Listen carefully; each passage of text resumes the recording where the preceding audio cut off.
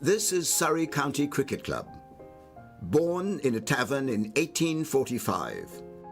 The symbol of Kennington, we've seen London grow around us. Cricket's original champions, as Charles Alcock brought his vision to life and we cemented a reputation as a place of firsts. International football, FA Cup finals, international rugby, test matches, as well as where English pride came to die, before a great rivalry was born from its ashes. We share our feathers with royalty and pass on the honour of the brown cap through generations. We've seen England's best spend their careers with us. Well, that's Jack Hobbs. Head and shoulders, yes, over all other living batsmen. And the game's best finish under our gasometer. We've won 7 in a row thanks to Surridge, May, Barrington, Locke, Laker and the Bedser twins. In fact, we're well known for our famous siblings, but there's always been one family who've stood out. We saw the West Indies grip a nation on our doorstep, and a pioneer set records galore in the women's game. The end of the century brought a fresh take on Ik Dien, as Holyoake and his England teammates transformed us on the pitch. The changing of the oval skyline brought the greatest of finales. There it is. England have regained the Ashes. And an era of final test triumphs. Alistair Cook has done it. A century in his last. Well played. On our way to our own red ball century. We're one half of the game's oldest rivalry and its only London derby. Can you clear the pavilion? Local players are always the lifeblood of our side. But the world's best are attracted to us too. We've come through tragedies.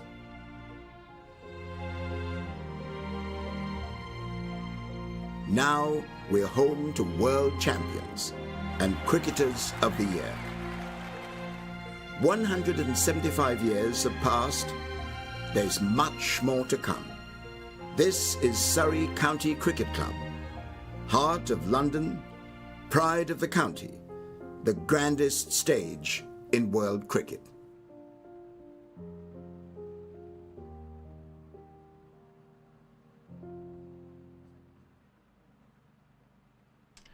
Welcome to day 3 here at the Kia Oval of this county championship clash between Surrey and Hampshire.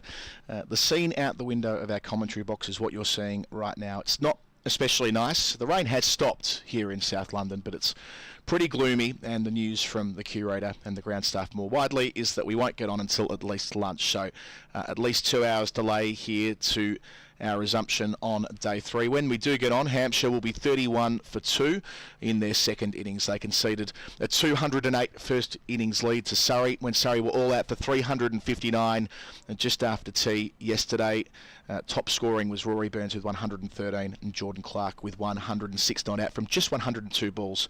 He pushed them up beyond the 350 barrier to pick up 4 batting points.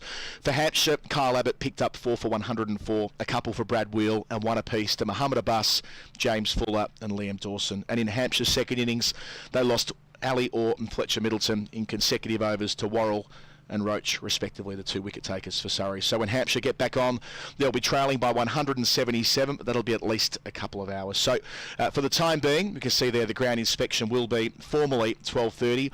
We'll watch some highlights from day 2 and we'll keep you updated as the news comes to us in the commentary box. That's a lovely shot for Rory Burns, just straying onto the pads. An instinctive little work through mid-wicket, quite straight mid-wicket. And that'll be 50 for Rory Burns. It's been a really good knock. The first half century of this match.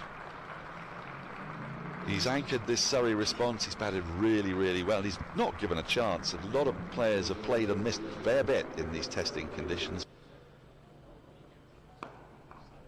It's been crunched away. A rare boundary this morning, a valuable one.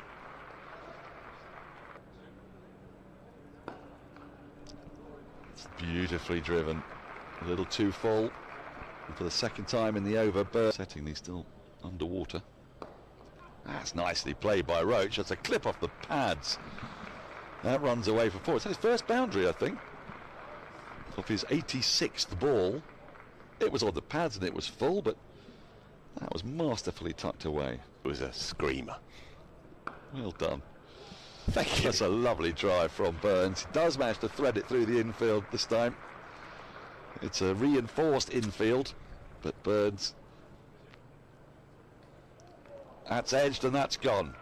Finally, Hampshire make their breakthrough. Roach couldn't resist, wide outside the off stump, went after it, gets a thin edge through to Brown, but a really fine knock ends. Now, oh, that's been cut up and over. Has that gone all the way? I think that might be Surrey's first 6. Cameron Steele, what a shot that is. Ricky Elcock, who was the first black pilot. Shot. Steele on the front foot. Pressing through the line. Didn't need to overhit it to the short boundary. His best shot so far, up to 19. Edging and caught behind, next ball. So Abbott does strike straight away with the new Dukes, and boy, Hampshire needed that.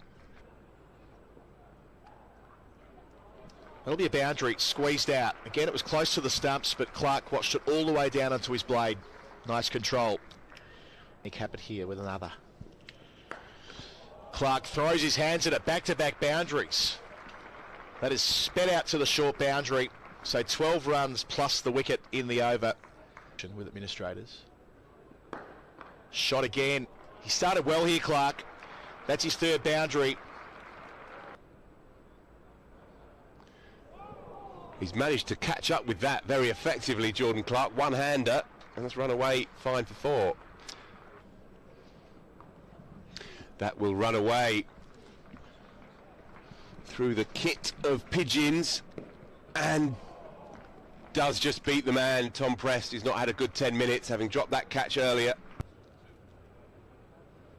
And there it is again, the old carbon copy. And Yas Rana's earlier point about a third slip and living a... And he's taken the single and he's comfortably home.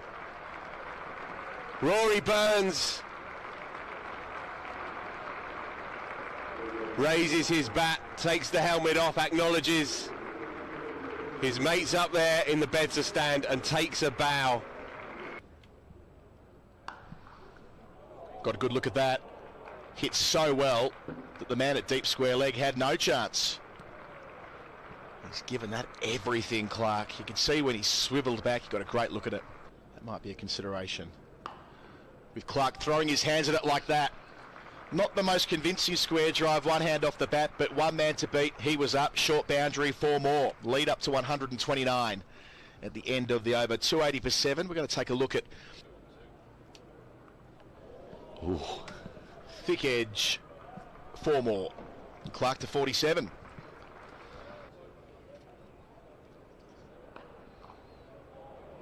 And Clark out through cover. That'll be a half century. He won't get there with a boundary. That's the long side of the ground, but he will return for 3.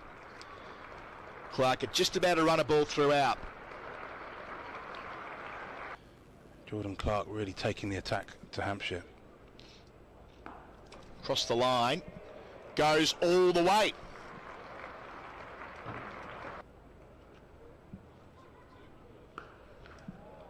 Flayed away, 4 more.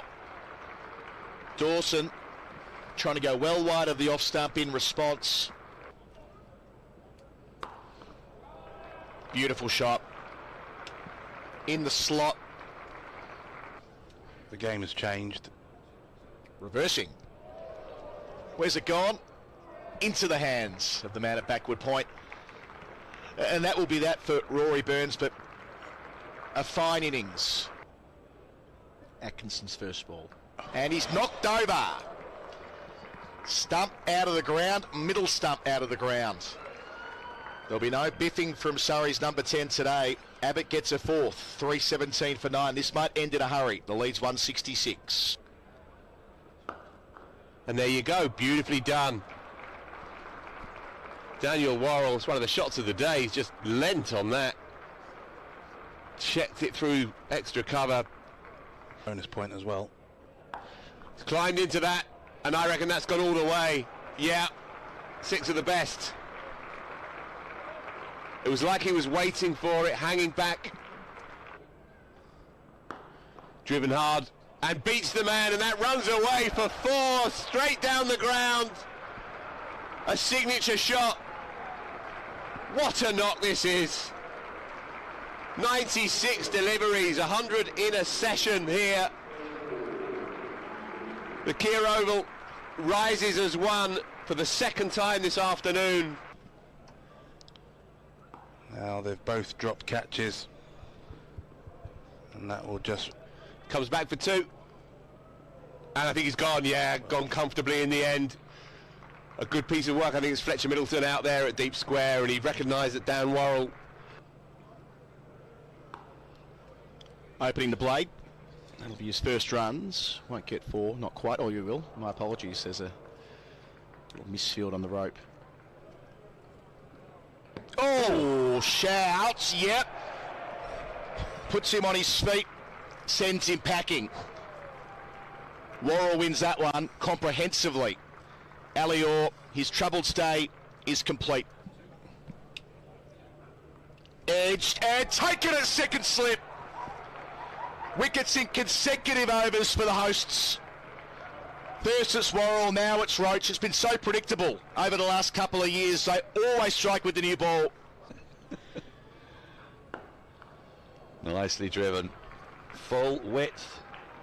And Gobbins is going to take whatever's on offer. Oh, and again he beats the bat.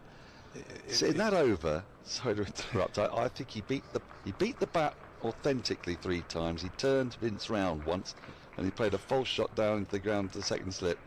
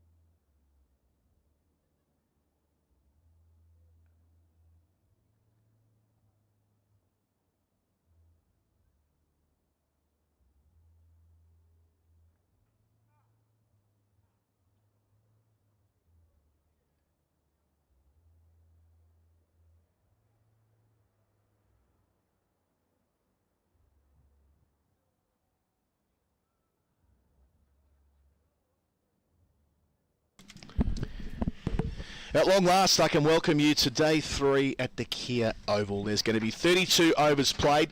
We're beginning in 3 minutes from now. Hampshire, second time around, the 31 for 2. They batted the 15 overs before bad light and rain stopped play last night. The 2 wickets to fall, Ali Orr, who was leg before wicket to Dan Warl for 6. And Fletcher Middleton also fell with the score on 21. He was out for 10, caught by Pope at second slip from the bowling of Roach. Surrey took a 208-run lead into the second half of this match, bowled out at tea yesterday for 359. Adam Collins with you, Phil Walker with me. We're not far away from seeing some action with the players gathering behind the rope there at the Bedser stand. The sun's out. You never would have known we had 4 hours of rain. Hello to you. Yeah, afternoon, Adam. Yeah, so play to resume any minute now. 32, as you say. 32 overs have to be bowled, and I think we'll get the full complement in. There's no more rain on the radar, and the sun is creeping through. The clouds are pretty high, and from nowhere we have quite a nice balmy early Sunday evening. So it's all eyes on Hampshire's top 2 here. Hampshire's big 2, if you like. Nick Gobbins, the form man. James Vince, the pedigree man. Vince, of course, has a rather ignominious record here at the Kia Oval. Nick Gobbins, though, played nicely in the first dig and played very, very well in the build-up to this game as well. Made runs everywhere he's gone up until now. So you feel like if Hampshire are going to, if you like, scavenge their way through to some kind of position where they can save this game tomorrow, then so much of it rests on these 2 over the next 2 and a bit hours. Because while they have a lot of talent in that middle order, it's lacking a bit of experience. You have Tom Prest due in next on a king pair. Liam Dawson, of course, is a garlanded cricketer, but they really do need these 2 not-out men here to dig deep. And there's not been much evidence of it in truth up until now. Bundled out on the first morning and then 2 down quite quickly last evening. But, you know, they have a target here to Hampshire. They have a clear way out of this game. And as ever, the first hour or so is going to be absolutely critical to their chances. Yeah, I think that's right. I mean, it didn't look like there was a route to saving the game when they were 21 for 2 early yesterday. But just having that chance to breathe at 31 for 2 when they lost about, I think they lost about 16 or 17 overs last night. So more than an hour, and of course losing what amounts to 2 sessions today, it does open the door again to getting something from this game. Having drawn their first 3 fixtures, it would seem a win's out of the question, but a draw's not for nothing with the way the points are set up in the county championship in 2024. Exactly, and also what we're seeing around the grounds as well. It's been a rain-drenched day. They're already off for the day up at Chesterley Street, where obviously Essex are playing Durham, and Essex have made some of the early running this year. Durham as well looking dangerous, and so a draw for Hampshire becomes a very useful result. It keeps them in the mix.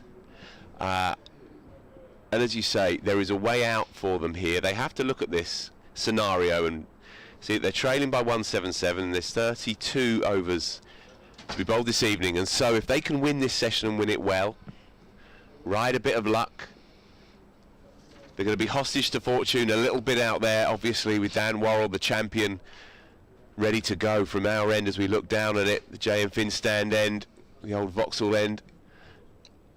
And you feel like if Hampshire can win this session and win it well, then they have some kind of platform tomorrow from which they can possibly just get themselves out of this problem.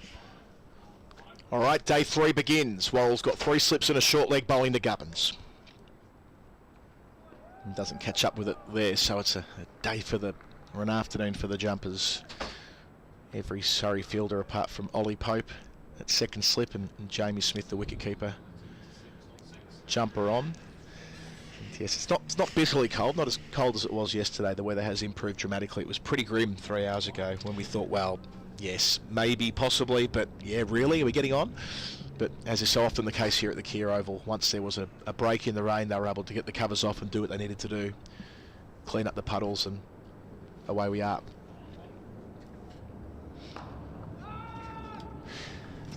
Yeah, of course, from Surrey's perspective as well, this is a lovely time to bowl. They've had their feet up all afternoon.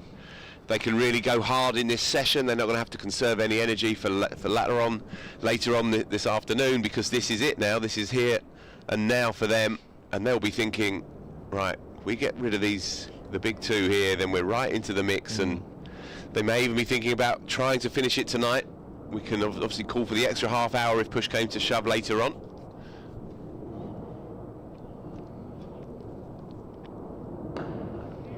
Bit of movement, but well negotiated first run of the day. They might make it 2 on the misfield, and they will. Just past Clark there. Didn't see Atkinson bowl last night. I suspect he would have bowled the next over from Warl's end, but they were off a bad light by that point. Just a couple of overs for Clark, and success for both Roach and Warl earlier on. Yeah, and I think Gus Atkinson will fancy it out there this evening. There's a bit of freshness now in the air. A bit of moisture would have crept under the covers onto the pitch.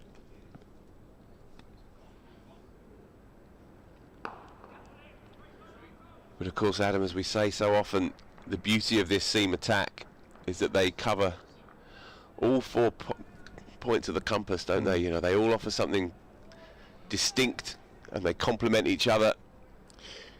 And the chap who's leading the country for wickets hasn't had a bowl in the game yet, which is quite a useful place to be if they require spin. They've got Steele and Lawrence, who bowled really well in the first 2 weeks of the season, especially. They were taking the majority of the wickets, not the same as against Lancashire and then Somerset at home. And last week as well, we're still taking another fifer. Vince's first ball of the day. I thought he was notably circumspect, James Vince, last night. He allowed himself 1 or 2 Vincian moments, of course, but broadly, he was really hunkered down, I thought, last night. 4 from 27 he came into this one. 4 from 28 now, and as I said last night, Dan Warl is his kryptonite. That kind of bowler, fullish, quick enough, late swing. And that's the ball, exactly there. A genuine player miss on that 4th stump line. 3 runs from the first over of day 3, 34 for 2, trailed by 174. I was interested, they only had the 2 slips for Vince initially last night, and a man round the corner. Typically when Vince walks out, most teams set up with 3 or 3 in a gully, even knowing that might be his most productive scoring region through the covers, and he loves to get on the front foot, but also that as a consequence of that he can be dismissed in the cordon more often than most. It's going to be Jordan Clark starting from the pavilion end. Yeah, that final delivery, obviously it's another beauty by Dan Warl. It's almost goes without saying, but perhaps benefit of the doubt for Vince that he didn't follow it, and I think that's the way that he has to play. Play within his zone, don't follow the swing, don't go looking for it. If you get beaten, then you have to accept it, put it away. Yeah, I think that's right. If you're getting beaten by that far, it suggests that you're not following the swing, as you point out. Just floating it down there, Clark with his first ball. Just an old-fashioned loosener. Made a brilliant 100 yesterday. A century in a session, don't say that very often. 106 not out rather, from 102 balls, and changed the energy of the game. Remembering that when Surrey resumed yesterday, they were 123 for 5. It wasn't quite in balance, but with Kemo Roach and Night Watchman there, had they got that early wicket, they could have kept the first innings lead for Surrey in check, but Clark changed all of that between lunch and tea, and they got the lead of 208, my apologies. Yeah, he did, and it was spectacular to watch. It was a strange kind of knock in as much as it crept up on you and then overwhelmed you. You know, he was there alongside Burns, got to 30 odd, looked good. Suddenly he's 70 from 65 and ends up better than a run of ball, dominating that afternoon session. But you mentioned the first hour, Adam, and Kemar Roach is 19 at Night Watchman. Not gonna live on in the memory, but in the context of being 120 for 5, crucial. Outside part of the bat. Also that he faced 96 balls. That's it. Only Nick Gobbins faced more balls than that in Hampshire's first innings. Yeah, and it was, for Hampshire's watching on, it was a really tough first hour, 80 minutes. In fact, Kemar Roach hung around and the bat was beaten numerous occasions, stifled appeals, chances just dropping short. It's just one of those awful mornings. Nicely worked by Vince. Great timing. Out to the short rope. No backswing required from the leg stump line. First boundary of the day. Vince, his first runs. He's 8. Yeah, it's the way he got off the mark in the first innings. Exactly the same kind of shot with that stiff front leg. Always a little bit more elegant with the taller players playing through the onside. Echoes of Mark Waugh, of course.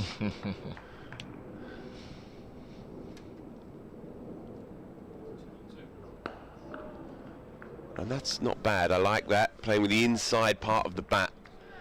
Again with Vince, you sometimes feel he defends to extra cover a little bit because he's a natural offside player. Well in behind that. The old Greg Chappell technique to defend with the inside half of your bat.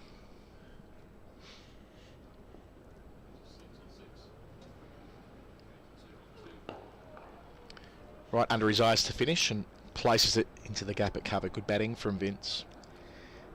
It's 90 moves, retains the strike, 40 for 2. Trailed by 168, 6 runs coming from that Clark over. From a Surrey perspective, some news on the other side of the world, or over in Asia anyway, via Will Jacks, who's had quite the afternoon out. It was the lunchtime game in the IPL at Ahmedabad, the 80,000 seater there. The Gujarat Titans made 200 for 3, which is not even par in this tournament. Sudarshan, who played here last year, top scored with 84 not out from 49 balls, and then Will Jacks hit an even 100 not out in 41 deliveries. They chased it down in 16 overs. His last 50 runs came in 10 balls and he braced it with a 6. Have that. I think he went 4-4-6-6 to bring up the 100 and get the win. Something utterly absurd, which we're so conditioned to, but 10 sixes, and it's a brutal scorecard, but again we're sort of conditioned to it. But Will Jacks making the very most of the situation. Yeah, it's the air that he breathes now. At the other end, the junior partner sitting on his bat, Virat Kohli, 70 from 44, 3 sixes. I was going to say maximums. Don't do it. Yeah, Norcross will be in my ear. Yeah, and Will Jacks the dominant partner. Such is his reality now. Not that there was any doubt, Adam, but certainly cements his position as a key man for England with the squad for the World Cup to be announced Tuesday, I think. Tuesday. Yeah, he's entering an interesting part of his career, isn't he, Jack? He's 25. He's now had plenty of opportunities for England. He's earned 21 caps across the 3 formats, most of them coming in T20. He's yet to really tear a game open for England with the bat in that form. But still, there's an expectation now that he'll be playing his best cricket in the next few years, and dominating an IPL game like that. A number of IPL games this season can only help bolster his reputation. So how he fits into the England 11, I'm not going to profess to have the best intel on what England's T20 side would be. That's not really my format. But, you know, Phil Salt, Johnny Bairstow runs last week, a couple of days ago. Joss Butler, of course, who picks himself at the top of the list. I wonder where Jacks fits into all of that. My answer, and by all means, folks, write in surreybroadcast@gmail.com and put me right. But I wonder if Jacks might not feature at number 3. 3, okay. Edged and gets the second slip. Pope's so good in there. Gobbins just holds his ground for a moment, but the catch has been claimed. Warl gets a second. Surrey get a third. 41 for 3. It's always Warl in that channel. It's always Daniel Warl. Exactly, Adam Collins. Fabulous catch. He's had a good game in the grabbers. Again, another low one. Dying on him, and he's dived forward. Plucked it. What looked like to the naked eye an inch or so from the turf. Umpire had no doubt, nor did any of the fielders around him. Fabulous bit of cricket. Warl, he's at you. Day and night. Just in that channel again. Held its line this time. And Pope moving well. That's a great catch. Adroitly. That's out. having to move so far forward. I suppose it's not flying into the cordons. We had a chance to kind of stop and prop, then time his movement, but still getting his fingers underneath it. The reverse angle, it sees the movement here, not quite obscured by Sibley at first slip, but nevertheless having the ability to make that ground up. He makes it look easy, but it's not. Partnership of 20 comes to an end. Yeah, and just like that, Nick Gobbins is the most adhesive Hampshire player this year, and he's been undone twice now by Surrey's seam attack. He made a manful 45 before getting cleaned up in the first dig, and there you go. Dan Warl, he's the most complete seam bowler in the country for mine. In comes Tom Prest on the king pair. First time around he was predictably out to Warl. Yeah, he was caught third slip high in by Dan Lawrence, I think, in front of his face, and it was, let's say, an ambitious shot first up. So Prest, the player of some pedigree, all beaten first up, although might have just, if you want to be generous, might have just pulled inside the line at the last moment. Either way, he's through the king pair at least. First things first, one foot or the other. Exactly that, Adam. It's all up from here. But again, it's the movement. Exactly, and it's not just moved, but it's leapt as well. And Jamie Smith taking the ball on the rise. Doesn't get much trickier than this, does it? The 21-year-old facing the music. Inside edge onto the pad. Warl, 2 for 14 from 9. Immaculate as always. 41 for 3. Hampshire still 167 runs away from making Surrey bat a second time. And they have the chance to just rotate through their bowlers. Warl is an interesting cat when you think about the journey he's been on. The eligibility for England, which I know might sound a little bit far-fetched. But if I have my sums done correctly, I think he becomes eligible later this year. Now, I don't think it would happen, but on the basis that England are trying to usher in a new generation following Anderson and Broad, that makes a lot of sense. But a couple of injuries, if they have to go and dig into county cricket to find maybe a suitable tourist or something like that, a man with the experience of Warl and the skill level of Warl, he'd be a perfect fit if required, if called upon. I mean, look, as a cricketer per se, absolutely, of course. Has played international cricket, albeit a long time ago in the shorter form. Only 32. But there is a broader question, I think. I don't quite know what the word is as Sunday evening rolls its way in, but perhaps it's a question of aesthetics or values. I'm not too sure, but calling up an Australian in his mid-30s smacks somewhat of desperation, however good, and obviously what a champion bowler he is, however good he is. Yeah. In a professional game where you have 450 professionals, where if English cricket stands for anything, bless it, it stands for being able to produce 80 mile an hour away swingers. What does it say about our system? Perhaps I'm being unduly blinkered, and perhaps pragmatism needs to play itself out. There's a reason why there's a qualification period, and no player should feel that they're ineligible at the end of that, of course. But it wouldn't quite fit. I mean, it wouldn't be England's first rodeo on this front. For sure. But I tend to agree that there would be something of an optics challenge externally, perhaps. Yeah, I think there's perhaps a difference between a young cricketer making his way in England as a 19-year-old, 20-year-old, to a player who's done it all over the world, served his team superbly for 15 years, running in and taking the new ball for England. Yeah.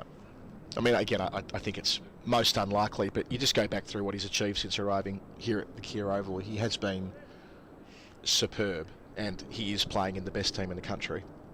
Oh, he's the standout here. He's the star. And look, Kemar Roach takes the new ball with him. Kemar Roach is one of the great bowlers of the century. An absolute lion for the West Indies. Indomitable. But when you watch Warl, he's compelling. He's an artist. Looks high, turned down. Over complete, one off, 42 for 3. Back to Warl. Do you know him? No, never interviewed him. Right. I've sat across press conference tables from him, but never done the one-on-one. I actually would like to at some point this season. I interviewed him last year at the end of the season after obviously the title had been secured, and I interviewed him and Jordan Clark at the same time because they're good mates. They're really good mates. And I think it was at Jordan Clark's house, and their partners were there, and wider family, and kids and so on, and they sat on the stairs together, you know. So Warl on the third step, Clark on the second, and we had a Zoom call for half hour or so, and you could see the affection for that they had for one another. Yeah, they've both come from outside of the setup, if you like. They joined at a similar kind of time as well. Warl slightly after Jordan Clark, I think, but they are kind of two peas in a pod really in this setup. They're both immensely resourceful cricketers, and they've been round the block, and they've found their spiritual home here.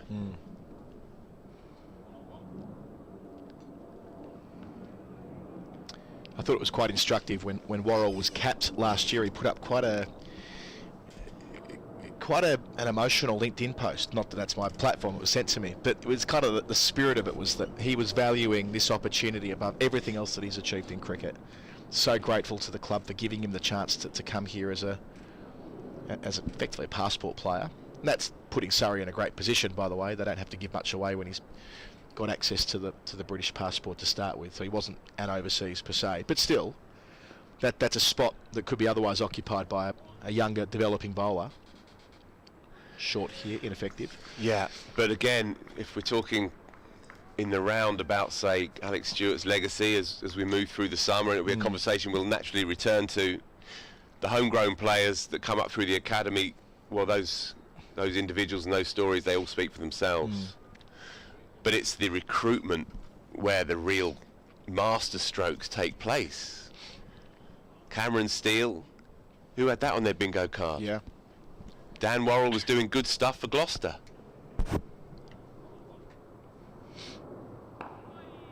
Jordan Clark, again, when he was signed, I think the assumption was that they were signing a broad, wardrobe, shoulder-shaped hitter. Clark for a Clark, right? Right, exactly. Perhaps a white ball primarily cricketer to come in there and be thrusting and uncomplicated and powerful and muscular.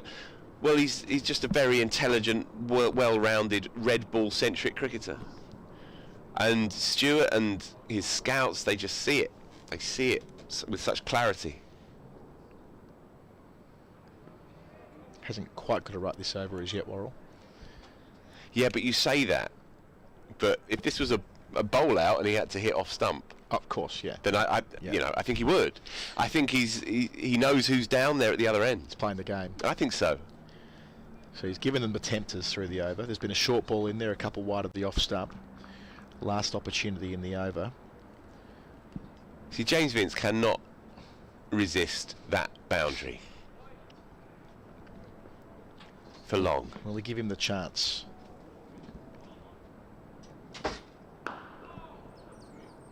Patted out to extra cover. Good contest. 42 for 3, maiden complete. Word on Tom Prest, Adam. England under-19s player a couple of years back. Captain, didn't he? Yeah. I think he might have been vice-captain. Was it Jacob Bethel, I think, might have been captain at the time, but Prest, I think, batted 3. He had a very good World Cup from memory and has gone well for Hampshire in white ball cricket and at times in red ball as well. He's a really easy on the eye player, but Still on the pair here.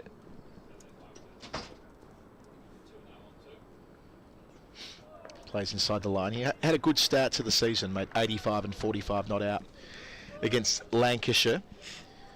He's sort of seen as the best homegrown batter to come through since James Vince. Big tag to have on his shoulders, but you know, the fact that he's got that pedigree, having been a senior member of the England under-19 squad that made the final in 2022, does add up. Made 100 last year against Simon Harmer at Chelmsford, which isn't easy to do.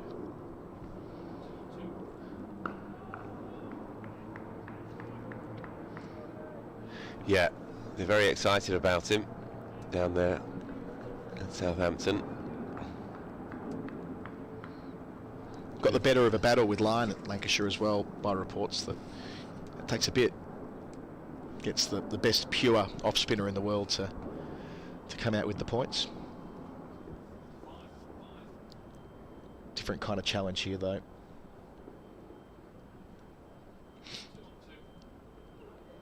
Oh, play and miss. From wide of the crease there, Clark too. Still able to break it back away. Again, it's easy to say it after the event, but there's not much value in fencing out there. You can leave it on length here as well as line. And there's just no currency in prodding to a rising delivery slightly short of a length against a hit the pitch bowler such as Jordan Clark.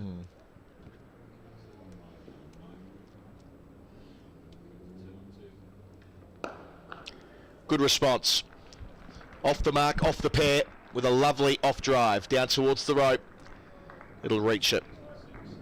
Well played, young man. 46 for 3 now the score. Yeah, he's off the pair. And suddenly the world opens up to him. Considering he was beaten by a beauty the ball before, it's still getting well forward there and committing to the shot when it was there to be played. Nice presence.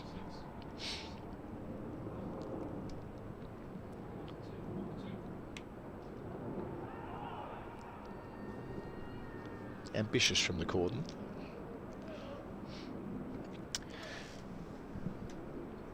Quite a few people in, considering there was rain for the majority of the day. Get down. Phil, you're normally the one to say this. Get down, it's free. After tea, you've got, 26.1 overs left. If you're nearby, just drop in. Through the Hobbs gates, through the Stewart gates. Couldn't be easier.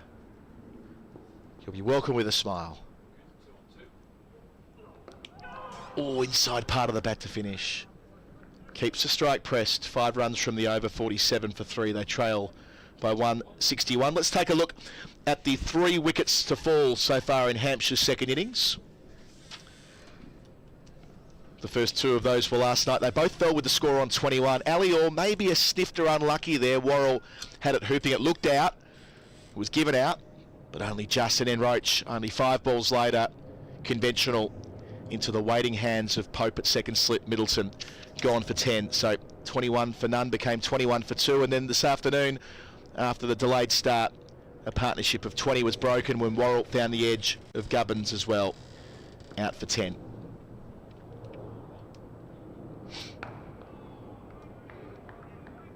So Warl continuing his spell. I don't think it'll be long before we see Gus Atkinson. No, and as we said at the top of the broadcast, I think he'll enjoy himself in these conditions. He's been a real tempo changer, hasn't he, this year so far? He's not picked up a mass of poles necessarily, but he's kind of slipped in there, picked up a couple in the middle overs where not much is happening. That's a good shot as well. We saw one of those in the previous over from Prest. A second boundary with his off drive. He advances to 9. And the 50's up for Hampshire, 51 for 3. It's a lovely shot because he's waited for that. He's been mindful of the possibility that it may dart and nip off the pitch. He's not tried to overhit it. Not a big stride forward, quite a small man, and so it's about that transference of weight into the drive.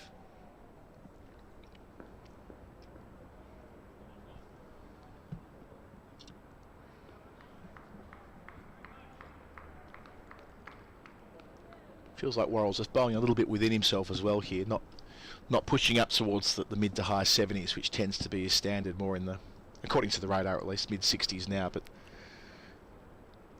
it can be a little bit volatile, that reading, as much as we're grateful for it.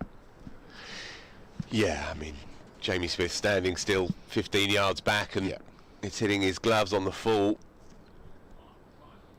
But I think you're right, just conserving a bit here.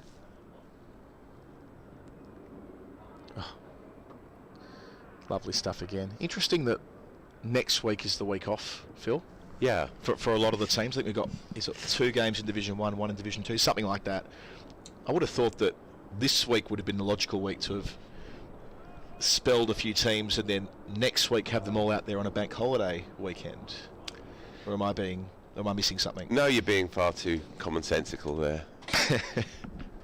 That's kind. Maybe they didn't realise it was a bank holiday when putting the fixtures together. Every chance.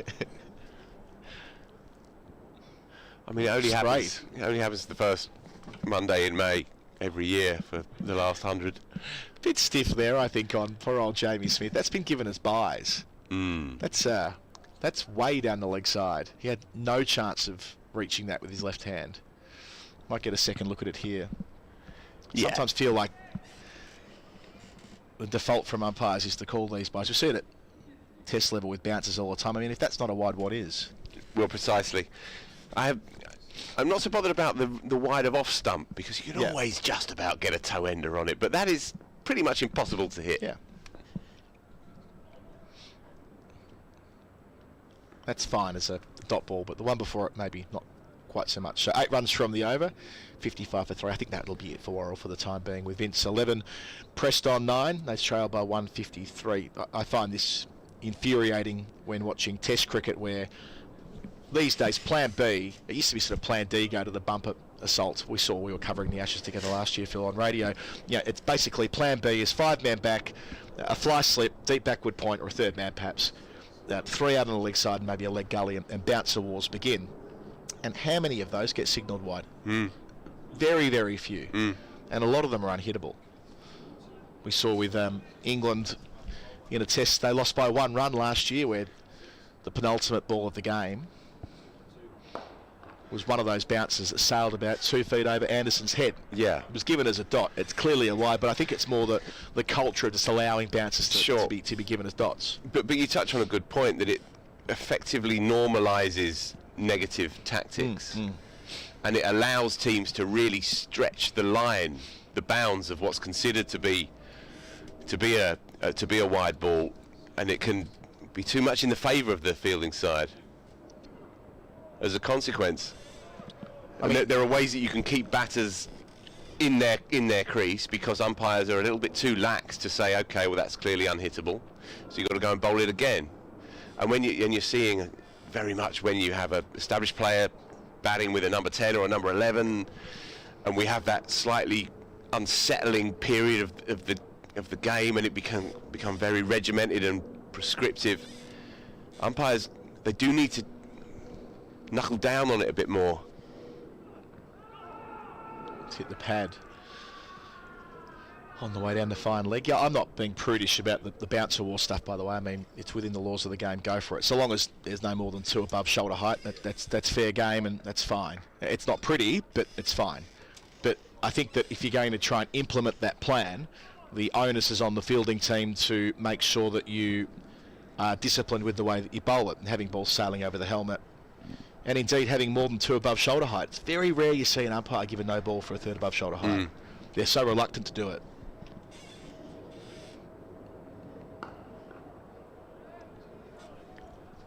Uncomplicated technique, Tom Prest. Again, it moves in fads, I think. Young players' techniques. 3 or 4 years ago, you'd be seeing the majority of young players moving appreciably before the ball is bowled into position, exaggerated triggers, off-stump guards moving back and across. It's very still. It was the only, that's a good seed by the way, Clark over the top of middle stump, if you don't mind. It was the biggest talking point in domestic cricket for about 3 months there in 2021. Reached all the way to the Sky commentary box when they were knocked over by New Zealand, and Nasser Hussain did a bit down the barrel of the camera, and almost in tears. He was giving it what for, and not unreasonably either, but it was a lot to do with the pronounced shuffling across to off stump, and what was known as the Darren Stevens effect, wasn't it? Last ball here. I'm going to hand over to Daniel. You two can pick up this conversation. Yeah, Ollie Pope has given an interview to Wisden Cricket Monthly this month, and speaks about his own evolution, if you like, from middle to off, to middle to off, and now back to middle, to just that movement of an inch, but it frees him up a little bit more through the offside, and he doesn't get too clogged up. And of course that delivery into the pads, if the alignment is slightly more conventional on middle stump rather than off stump, then you fancy that you're not going to get triggered if you do miss it on your inside edge. But it became a culture war, as Adam says in the game. It became the issue of the year, really.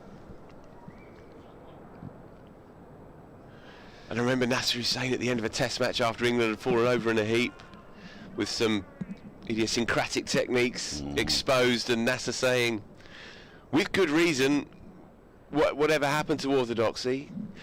The one slight thing that I remember from that, though, is that he said, did Viv Richards ever get it wrong? What was wrong with batting like Viv Richards? Well, I was thinking, well, if you try and bat like Viv Richards, you're not going to have much of a career. You need to be a genius to play the way he played.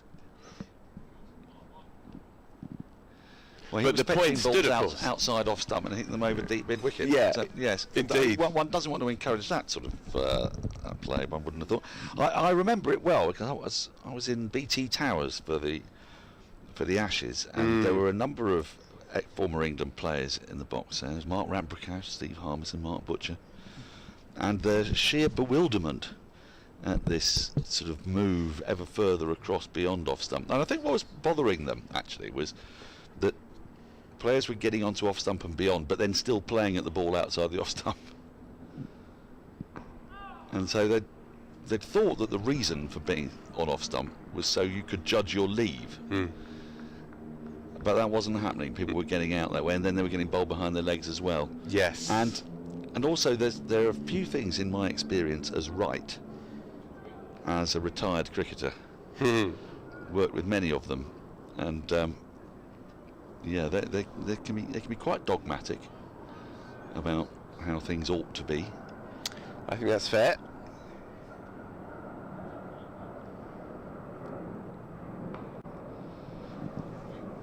It's nicely angled away for another single. So far, Vince has been beaten a few times, but we haven't seen him being flirtatious outside that off stump. He's been genuinely beaten on the forward defence, but we haven't seen her have a little wafty drive or anything of that kind. No. And we could be in for a really rather nice display of batting here. We've got a very attractive looking Prest. And James Vince, we know what he can get up to. But Prest is there on off stump, just outside it, you can see with his setup.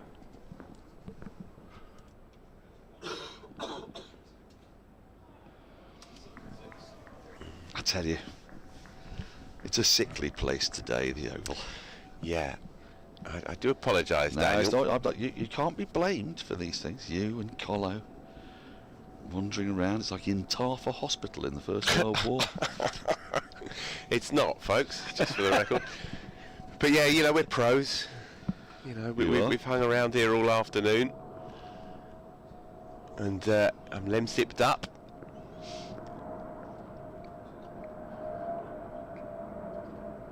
Bit of brandy and night nurse and you'll be fine. 57 for 3.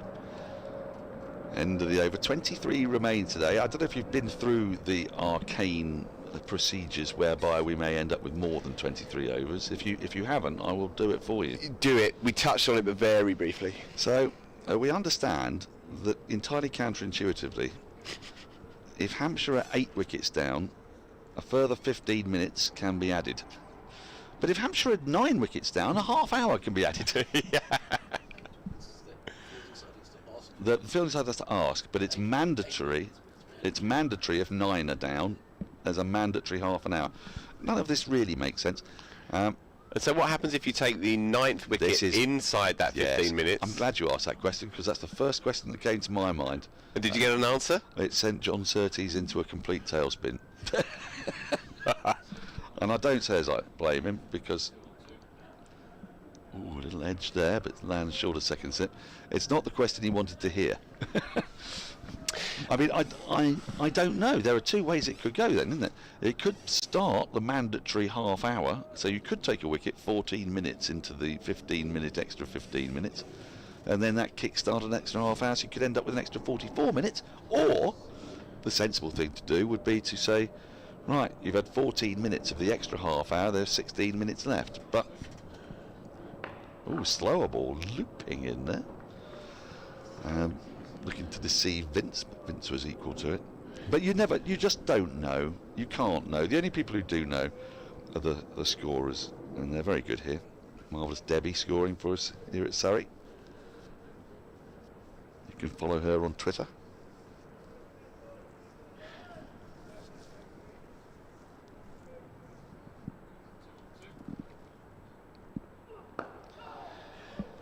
Solid looking defensive shot from Vince. And if you want to get in touch with us, it's surreybroadcast@gmail.com. We were discussing the lengths people will go to get cricket matches on, because we are at the Oval, where the greatest lengths were ever taken to get any cricket match on, famously in 1968, after a massive thunderstorm, and then the crowd were allowed onto the outfield and they were going at it with pitchforks. I always like to think that after they went at it with pitchforks, they then marched on Parliament. I don't know if that did happen. I fancy it probably didn't. Probably not. We can wager. Especially as they were inspired by Mr. MC Cowdrey as well, of course, who, as England captain at the time, ventured onto the outfield himself to chivvy the troops. That said, there was and encourage a few to go home to pick up some rags and cloths and mops, head back and help up in the... Now that is a tight leave, isn't it? That is a tight leave. But it's a good leave, because it didn't hit the stumps. I thought for a moment you were going to go full Richie there, you know, when he said he sent them back together, their rags or cloths or towels or... how he would do that? My favourite one with him, when he would list analogous objects, was when he was describing being taught how to bowl the leg spinner the leg break by someone. And it's nicely tucked into the onside. It's looking good here. Is Vince playing well within himself? Yes, he said. Yes, I remember being shown by Tiger Bill O'Reilly, and he showed me using a Satsuma or Clementine or Mandarin of some kind. I thought, how far are you going to go here? Kumquat? Blood orange. So I love the peccadillos of different commentators. 25 overs gone, 58 for 3. I did David Lloyd last time. You did. Yes, but Richie was similar, but in a list system. But it was more. He would stick to the one thing, but he would give you every opportunity to add to that. Interesting to see. They might, for example, have a biscuit or cookie or. Yes, I see. Now Atkinson, into the attack, as we expected. Dan Warl just looking a wee bit tired towards the back end of that previous over. A couple headed down the leg side, and Gus Atkinson, this kind of scenario is made for him, I feel. He's a really good middle overs bowler. He is, isn't he? Yeah. Certainly what's impressed England.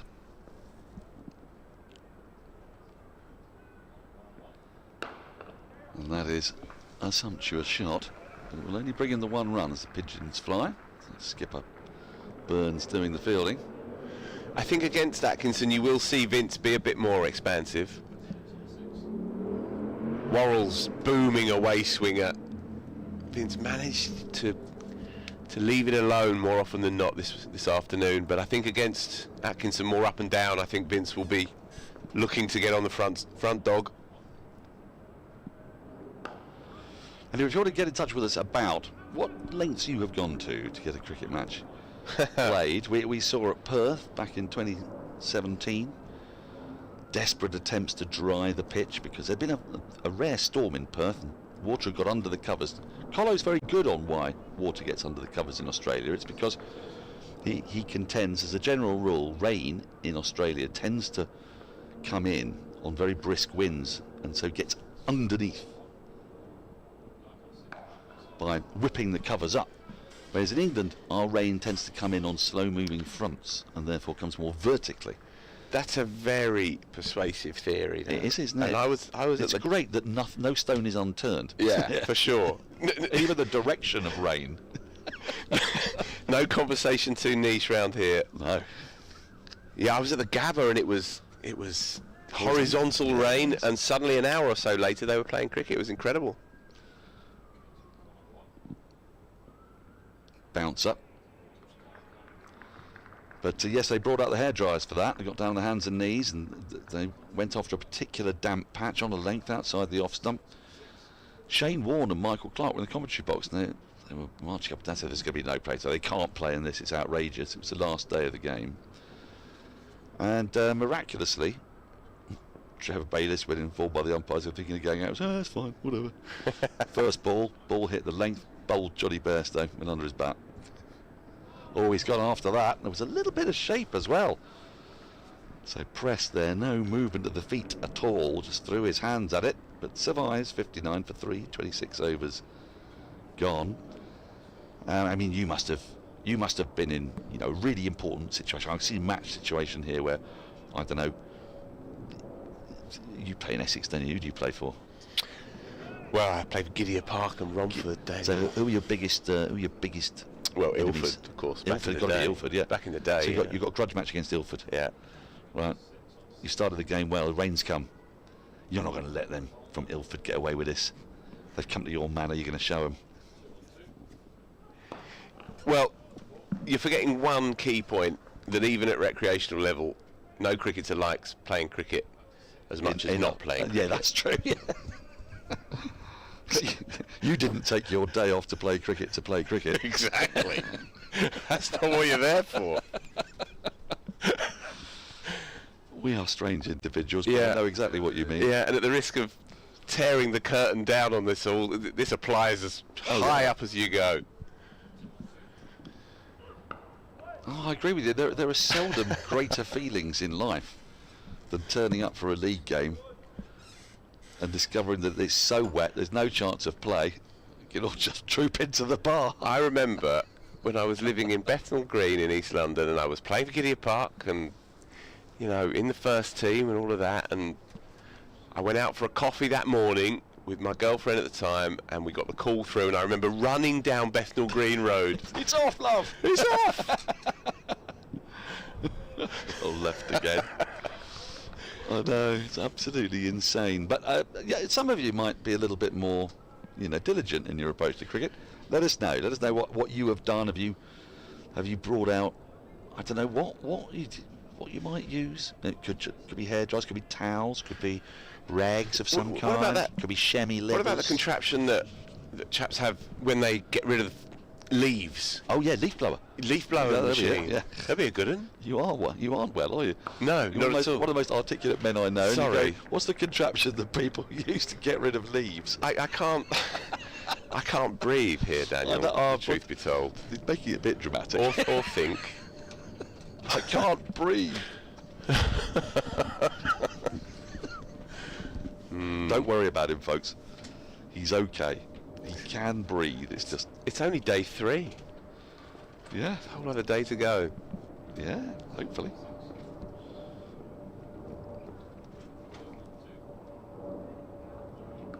Oh, now then, that's squirted away past third slip. Pigeons scatter, and it is just going to make it crawling over the rope down below me. Genuine edge, but wide of third slip. Very, very catchable to a 5th slip.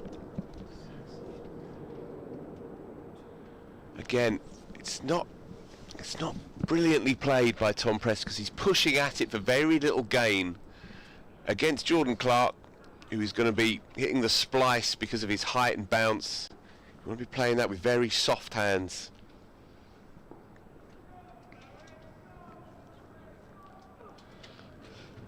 Follows it up with a rather frustrated bouncer. That'll be, let me see, that'll be the 6th over of Clark this morning. So there's every chance we might be about to see a bit of Kemal Roach. You're off. You're coming back for the end of the day. If I get through the next 45 minutes, Daniel, then I'll rejoin you. So just a call next door. Just get the defibrillator out, lads, and any oxygen canisters you've got going. That was Phil Walker. He's a very fine broadcaster, splendid journalist, and it was an honour to have known him. But you know, we've got to move on. We have to move on. That's the nature of this game, isn't it? And as one departs, perhaps never to return, we can welcome a bright young face. Cameron Ponsonby, and James Vince has greeted him with a glorious shot off the back foot, punched through extra cover for 4. Splendid shot. I'm not really sure what I've walked in on there. I've sat down to mass hysteria in the box. I've looked up and seen James Vince very elegantly cut Gus Atkinson away. What a place to be this afternoon. I'm going to give that as a back foot drive, you know. And you have it on the replay. Yeah. I'd agree with you. Yeah, it's just a lovely shot. Lovely shot. I do like a vertical back foot shot. It's a shot that is reserved kind of purely for the upper echelons of the game, isn't it? Mike Atherton was a great purveyor of that shot.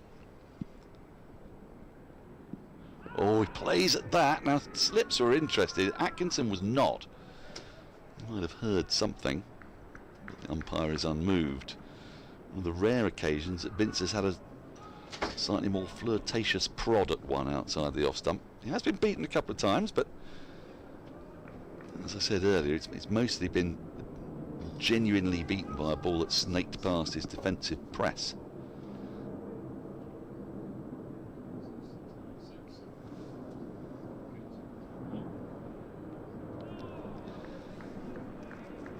So, what have you made of proceedings so far today? Ball perhaps not moving around as dramatically through the air and off the pitch. Well, I'm always shocked at how much Dan Warl does manage to keep the ball moving. He does, yes. And especially, it's a bit of a frustrating skill to have, his ability to move the ball once the ball has passed the batter. Yes. Much to the irritation of Jamie Smith behind the stumps.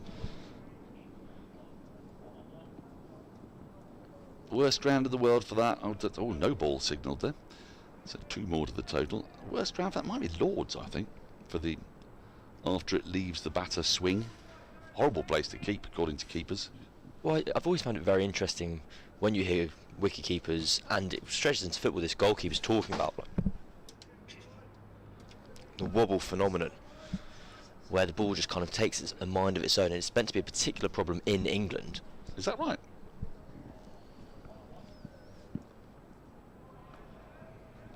Not so much in a football respect is it kind of segmented to one country, but wicketkeepers tend to say, when you come to England, you hear kind of Brad Hadd and other international wicketkeepers say that for whatever reason the atmospherics of this country, yeah, once the ball it's a big old island. Once the ball passes the bat, that seam can just sometimes stand upright, and you're lost. There's no chance, you don't have any control in the situation.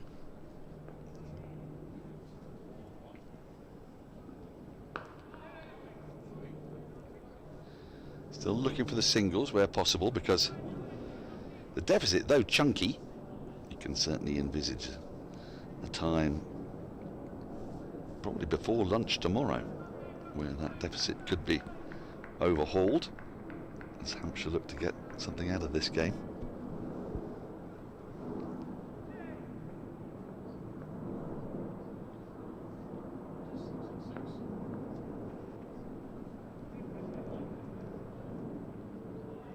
A leave from Tom Prest, and that has been a feature actually of James Vince's play today. We can have a little look at James Vince's misses and leaves in his innings so far. Dan Warl beating him on the outside edge. It's a beautiful ball. It didn't move a huge amount. Beaten again just enough movement. And my word, that was about as close as you're going to get to the edge. And then, it's being happier really to leave, not Warl, but the ball that's coming back at him, perhaps from the angle, perhaps because he trusts that Jordan Clark's not going to make the ball swing as much. He's confident when watching it sail by, but with Warl, you're never quite sure. Now, Kemar Roach is into the attack, and we expect him to swing the ball. 2 slips and a leg slip in place for Vince. I think we saw there, particularly the deliveries that Jordan Clark bowled, why a couple of years ago that the fashion became to bat on off stump, because Vince there was very confident with the ball not swinging, with his head over off stump, that he knew he could leave anything outside his right eye. Was if Dan Warl with that was such beautiful away shape, he forces batters to play a shot because the ball is quite literally angling in at middle and leg stump and kind of swings away quite viciously.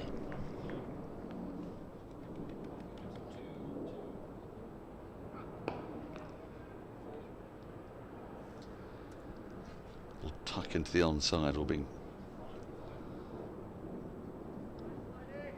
score up to 72 for 3. Pressed on strike to Roach. Are they keeping the leg slip in? They are. So Roach has decided he wants a leg slip to both these batters.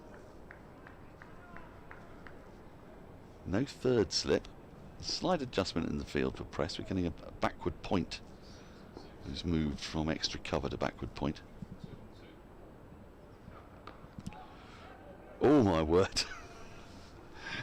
He was watching that all the way as he hit it, and it ballooned in the air and wasn't a million miles from off stump. These can easily be dragged back.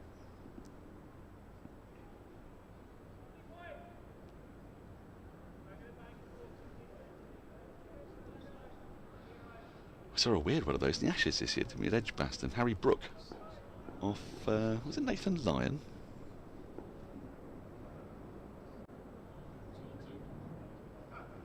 Sort of ballooned off the pad. He had no idea it went up over his head, went quite high in the air, and then bounced and span back onto his stumps. I do remember that because I was listening to the radio at the time of that coverage, and it was a wonderful piece of broadcasting because I'd never quite heard the sound like it for a bold dismissal, because it would be like kind of Agnew saying up to the wicket bowls, taking Harry Brook's thigh pad, and about 2 seconds later he goes, and it's bowled him. You go, what on earth's just happened? I don't know, I cannot physically imagine how it's taken this long for the ball to bowl him. We're having some ball issues out in the middle as well.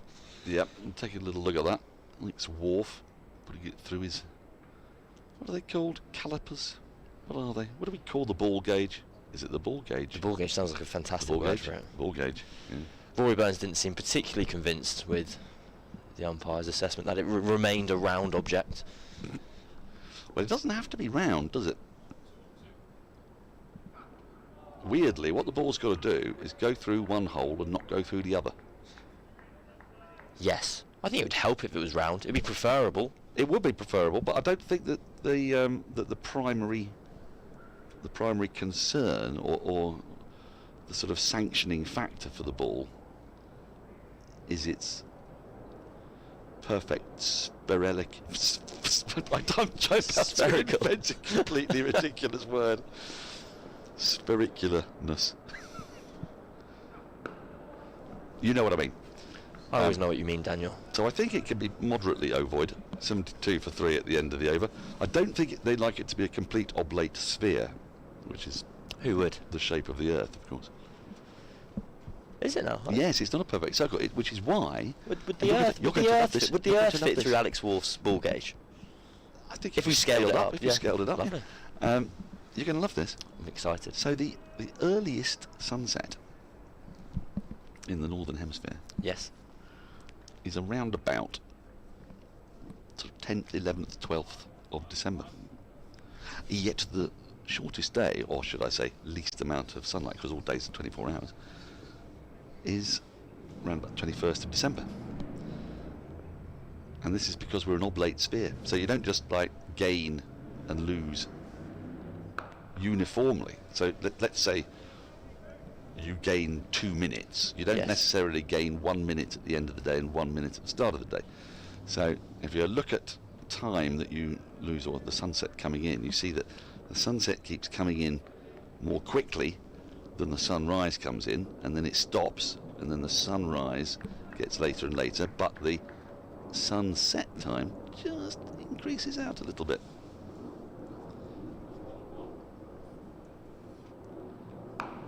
Because, folks, we're an oblate sphere. Well, the Earth is. I'm both fascinated and very confused by this at the same time. I think I do understand. I think I'd need to visualise it, see it on a screen in front of me or in a book. Okay. Kids these days. But I thank you for it's this. spoon-fed. Everything's got to be shown to you. I'm just thorough. I'm naturally thorough.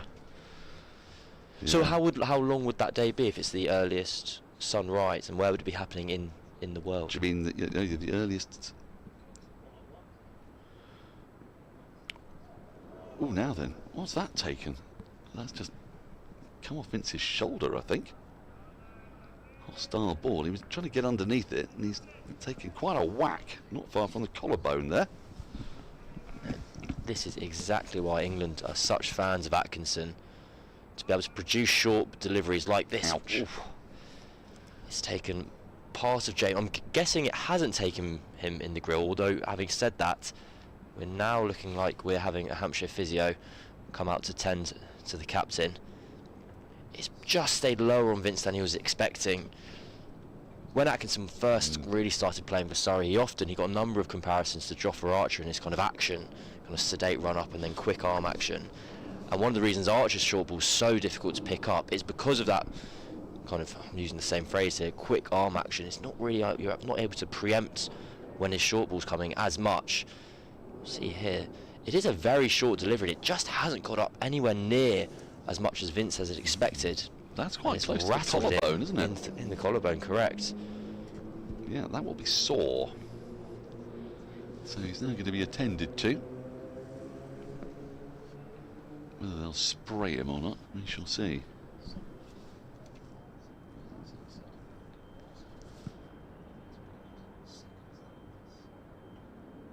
It's absolutely right, Cameron. That was pretty short. And Vince, looking to get out of the way, would have expected the ball to sail over that shoulder, but it's thudded into a sore part up there. Now then, this is the moment that could be a bit painful, when the physio decides to press against the injury. He might be being spared that.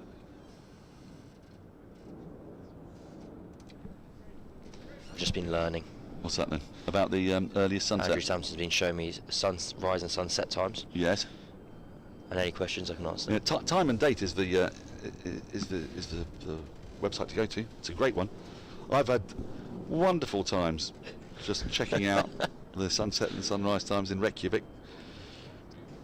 It's lovely. Reykjavik's a beautiful one because, you know, the height of summer, well, around about now actually, not the height of summer, about now, they'll be gaining about 8 minutes a day. You know, in a week they could gain like 56 minutes. Imagine that. It's wonderful. It's not so good in November, but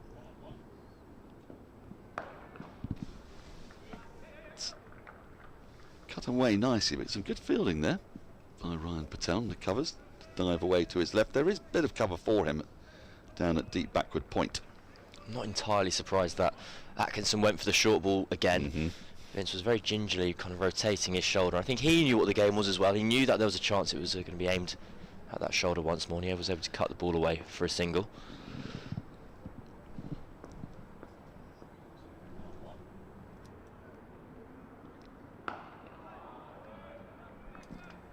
Solidly behind that one, pressed. It's a bit of a breeze going today. Had a horrible manky morning. I think it was much the same across large parts of the country. Poor old Durham and Essex haven't been able to get out at all up at Chesterley Street, but it had a very February feel to it this morning. Air, breath condensing. Another bouncer, felt like the quickest of the lot. 73 for 3. 17 overs remaining today, so any hope Surrey may have had really of going, as Collar would say, bang, bang, bang, and potentially forcing an extension of play at the back end is receding somewhat, you would think.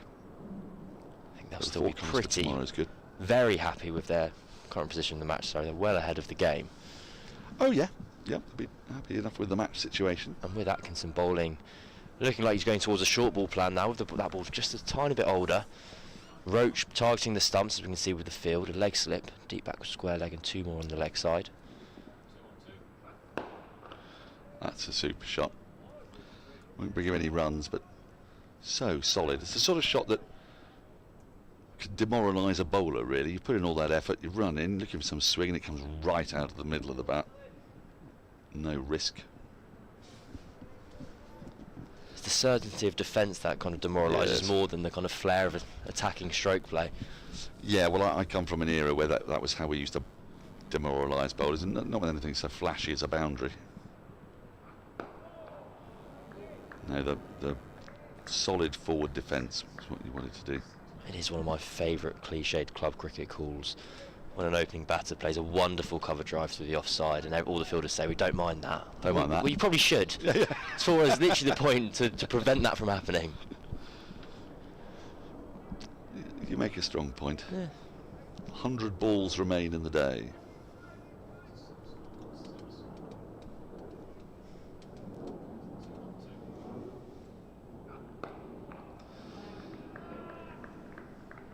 Once again, Vince Doughty in defence. We've got sun hats out there. I say sun hats, that's probably not in the plural. I think we've just got the one sun hat. There are a few caps knocking about. I'm interested with Surrey's field here, that they have a sweeper out on the offside for Vince, who on 22 off 77 hasn't really been that expansive in his drives, and what kind of the thinking, the purpose behind that position is.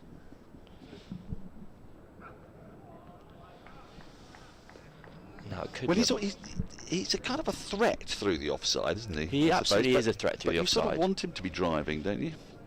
I wonder, I remember Don Best spoke about this when England's spinners were getting some criticism when England last toured India for this test series about having kind of quote-unquote overly negative fields, and he was describing why those fielders out on the boundary were actually an attacking position, because you were trying to encourage the batter to kind of prod and poke in a way they wouldn't otherwise do to try and take one, and whether that's part of Surrey's plan here to Vince. Well, it didn't feel awfully attacking when Pat Cummins had a deep point to the first ball of the Ashes, did it? It did feel incredibly pragmatic, though. If people want to hit boundaries, I can tell you a good place to put a fielder. It did result, though, in my favourite stat of the summer. This is a fantastic stat, and I look forward to hearing it once more. I think this is one. Was it 13 or 14 consecutive balls were scored off within Wasn't that the first, at the Oval? At the Oval, Yeah. within the first 10 overs of a Test match. Wonderful. And it was something crazy like that. There'd only been about 3 overs in the history of cricket in the first 10 overs of a Test match when every ball was scored off. There were 2 consecutive overs in one game. It's the end of the over. It was such an enjoyable stat. I had an attack of the vapours. I called in Adam Collins and I need to go and have a lie down. Hampshire 73 for 3 after 31. James Vince, the captain, on 22 off 80. Tom Prest 13 off 36. We have 16 more overs left in the day's play as Adam Collins comes to join. Yes, 8 of them will be mine. Then Daniel Norcross will drive you home to the close of play. Camp's mate Gus Atkinson to continue. Been impressed by Prest after he battled his way on Nort, played and missed a couple of times. Got an absolute beauty from Clark, but then drove him down the ground. A second boundary down the ground as well. Trying to find his way in the professional game. Had a good start, as we mentioned before, to the season up at Lancashire. Meant a lot for him and the team if he's still there in an hour's time at stumps. Mentioned to the to our colleague Phil Walker earlier about the Will Jacks innings today, the extraordinary century he made in the IPL.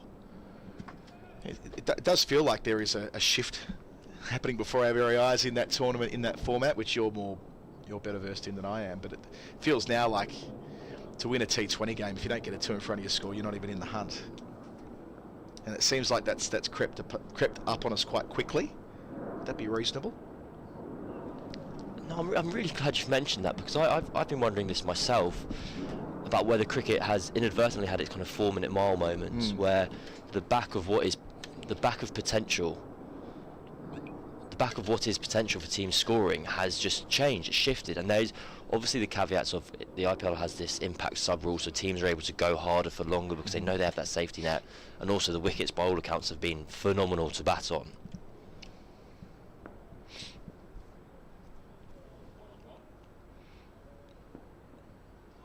But even if you take away that impact sub, batters who have now played in that competition know what's possible. They've experienced it, they understand that feeling, and whether, like you say, the kind of parameters of what is a good and what is a great T20 score have potentially changed over the course of a couple of weeks, or whether it's just the anomaly and we will return to normality with the T20 World Cup on slower wickets in the Caribbean. I suppose, like all cricket, the surface is such a massive variable that it's hard to assume that it'll be quite the same. But the boundary sizes in the Caribbean will be similar to what we've seen in India, at least at some of the venues they're using. Unclear how it'll play in America. I know that Damien Huff, who's the curator at Adelaide Oval, has been providing some assistance to the ICC on their drop-in pitch progress, developments.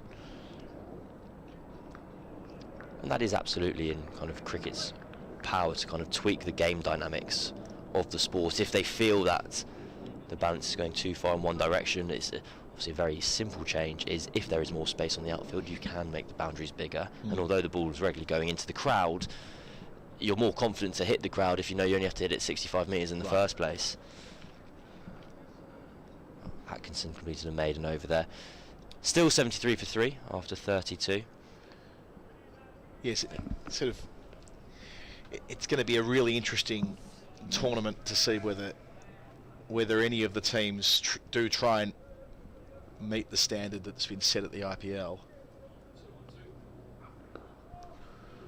Runs here for Vince, just one of them, or whether there's a regression to what we're more conditioned to seeing at T20 international level, remembering that the teams don't play together an awful lot, do they? So when it comes to gelling, thinking about England's squad and who might show up, but a top order that includes Butler, Salt, Jacks, Bairstow, Brook, Livingston, Duckett, Moeen. I mean, this is a group of players who they all know each other well, but it's not as though they're playing a lot of T20I cricket as a top 6 or a top 7, just the nature of the way those white ball series are often where players will rest, or they won't be a full strength side for whatever reason. You got to. I guess my point is, you've got to gel quite quickly.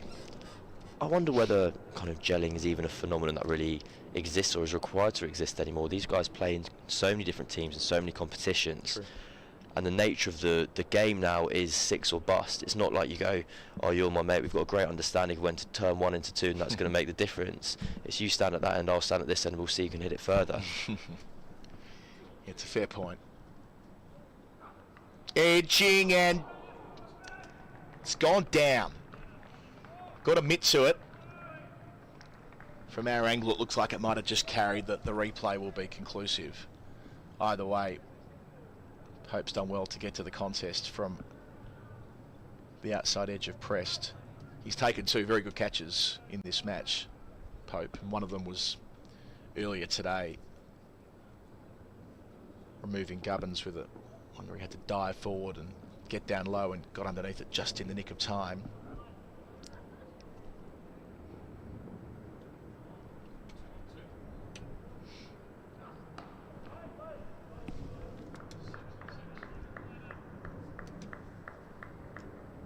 What's your impression there? Do you think he got the left hand underneath it? I think it may have just carried, but it would have been a fantastic catch, and all the more fantastic for sticking 1 minute, getting your fingers caught underneath the ball in very cold April conditions. Yes. It's not one I would particularly envy. I wouldn't envy Ollie Pope had it stuck. I think his fingers would be a bit sore at the moment.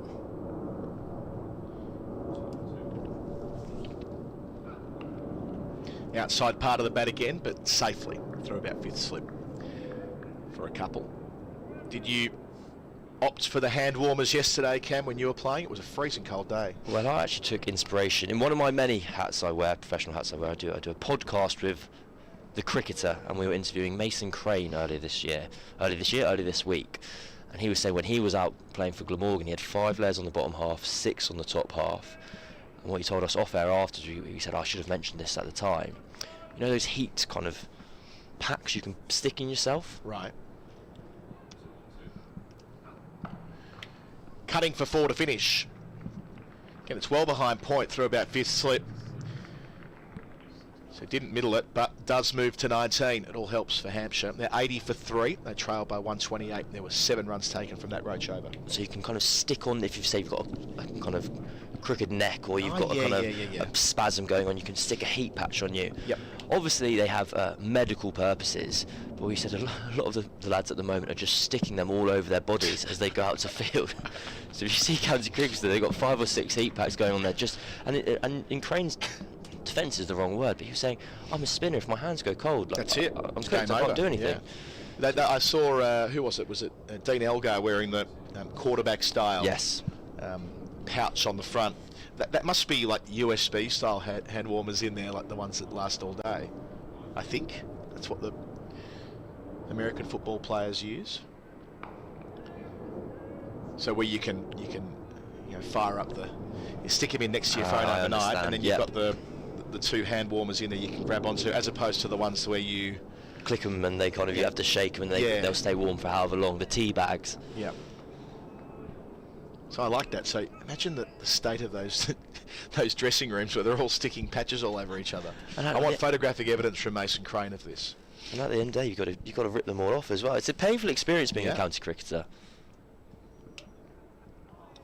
Through lovely bowling from Atkinson on that length, it's back of a length if you like. It's been a really good spell from Atkinson so far. His job as ever, he doesn't try to swing the ball. He's probably quite a good example of a young seam bowler who came in whilst cricket was played in one way, and within his career the kind of style of bowling has changed, the method. He used to try and bowl away swingers and kind of roll his fingers over one as his change up, and now it's just a case of hit the seam as hard as you can and try and get some movement either way. Finds the gap again, pressed. For the long boundary, work to do for Clark. He's herring after it. He'll get there with a metre or so to spare. Chooses not to cannon it in. They call it off after 3 runs. Pressed 22. Building nicely now. 84 for 3. Still 13 and a half overs left on this 3rd evening. The extended final session. Only 32 overs available on a rain interrupted day. But you're right about, trying to play cricket in April over here, remembering that the championship didn't start until roughly this time of year, a couple of weeks later. Past the edge again from Atkinson. For a long time there was more designated sort of football season and cricket season in shorthand, but now playing in early April often. There was a game I was doing in early April in 2021, I think it was, where Somerset were playing at Lord's. I've never been colder in my life. That was outdoors commentating, but I think Jack Leach, I was like, how are you not ruining your spinning finger bowling in these conditions? And they had all the heat packs they were carrying in their pockets, but layers is the real secret, isn't it?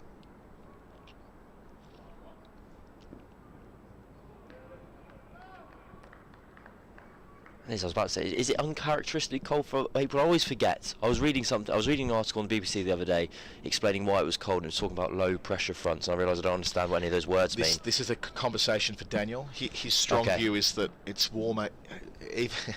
He's got this thing about humidity and it being warmer in December than it is in April or something like that. He's kind of got this. Right. Yeah.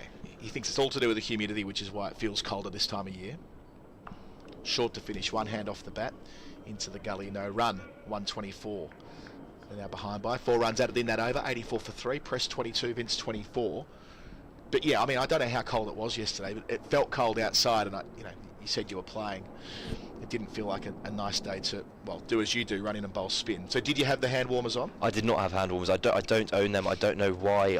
I just would never be organised enough to think about it. I think, as you said, amateur cricket is still very much kind of football season, cricket season, or to some degree it is, at least down in my mind.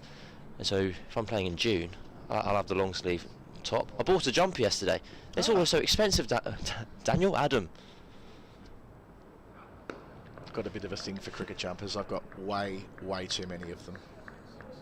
They are wonderful. Did you buy one from the club? I bought one from the club. I did not get cable knit, unfortunately, because they are very beautiful and they're very expensive. They last you forever. Yes. But I did take inspiration from Mason Crane, so I went kind of shorts, tracksuit bottoms, whites, and then training top, white top, jumper. So I was 3 all, top half, bottom half. What sort of jumper you're getting about in, if not the cable net? The more sort of Hampshire style we're saying here. Just sleeveless. It's kind of a similar material. Yeah. And it was kind of furry inner lining. It was very warm actually. I can't be having the jumpers you occasionally see that aren't cable knit. So looking at I assume that's a pullover type get up that Presta's wearing it, but not for me. Cable knit or nothing. I bought in bulk for the hand warmers this season. I jumped on and bought 100 of them. They came in They came in boxes of 10 or 100. I'm like, well, sod it. I'll spend the extra, whatever it is. Wasn't much. They'll last me for years, I hope. Oh, past the edge. Sorry, if I misheard, you've bought 100 cable knit sweaters. No, the hand warmers. Oh, okay, goodness me. Imagine I bought 100 cable knit sweaters. In my head, I was like, that's like £1,000. That'll last multiple lifetimes. Start my own business selling. Moth. No, the little.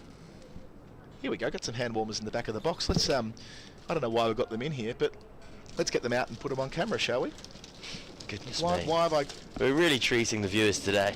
Oh, here we go. Why don't we crack some open? This is riveting stuff.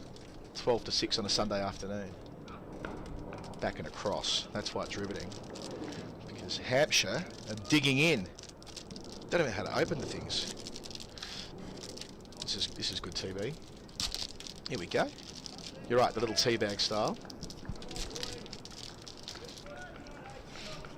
Here we go. If I give it a shake and a crack, and I think you just shake those ones. I believe you chuck them in the pockets, and Robert's your father's brother.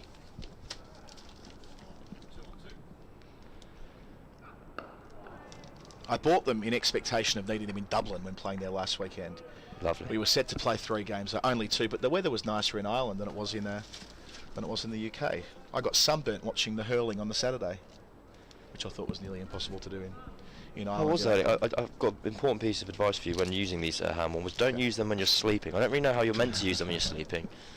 But okay. Where would you put them when you? Best not think about that. They're saying don't put them in your pants. Maybe you should. Oh, that's a good shout. That's a really good shout. It's just going down leg. The assessment of umpire Warren.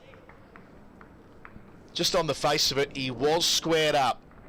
We'll see it again here. Roach on the angle, which might have helped Press there as well. Cam, your thoughts on the front on? See Roach angling the ball in. I'd file it under seen and given, Adam. I think Prest will be, it would have felt hard done by to be given out, potentially a bit leg-sided, potentially a bit high. I can also see why Kemar Roach was pretty happy with it. The ball kind of headed back off into the direction of the offside, which can often be a bit of a telltale sign. But Atkinson to continue from the Vauxhall end. It's the most life we've seen in a few overs there from Roach as well, just in terms of the game. Just drifting a wee bit and getting one to straighten up off the seam as he's done for many years. I don't know if Atkinson's just pulled out of his run-up there because there was something with Vince wasn't ready. But I am wondering with his run-up, he has a slight move to his right halfway through now. Oh yeah, even again there, that little... He has got the little Fred Flintstone thing going on at the moment, doesn't he? So he's always had kind of quicker feet. He lengthened his run-up with in this kind of miraculous net session with Vikram Solanki a few years ago, which he credits as being where he added kind of 5 miles an hour out of nowhere, basically, which basically came down to Vikram Solanki saying, I want you to bowl as fast as you can. And Gus went, oh, okay. And he was, oh, it's 90. But he has been playing around with his run-ups a little bit. I can't say I have noticed his little sway to his right before. But I'll hasten to add, it may be a new quirk, it may be something he's happy with, it may be something he feels helps to get his rhythm. It also may have been something that he's done for years and I just hadn't quite twigged onto until now. Well, we did see against Somerset that first spell he bowled before lunch when he was clearly struggling with something in his run-up, that the speed was way down. After lunch, he came out breathing fire and picked up 3 in a hurry a couple of weeks ago at the Oval. He's bowling a very fine spell here at the moment for his team. No rewards so far, but it shows why he's just so valuable for this team, and also why England are so interested in him. Is that when you get into this period of the game, this period of the innings, when the ball's 30 odd overs old, just stopping to swing unless your name's Dan Warl, you can give the ball to Gus Atkinson bowling in high 80s. He's able to use both halves of the pitch to challenge batters on their front and back foot.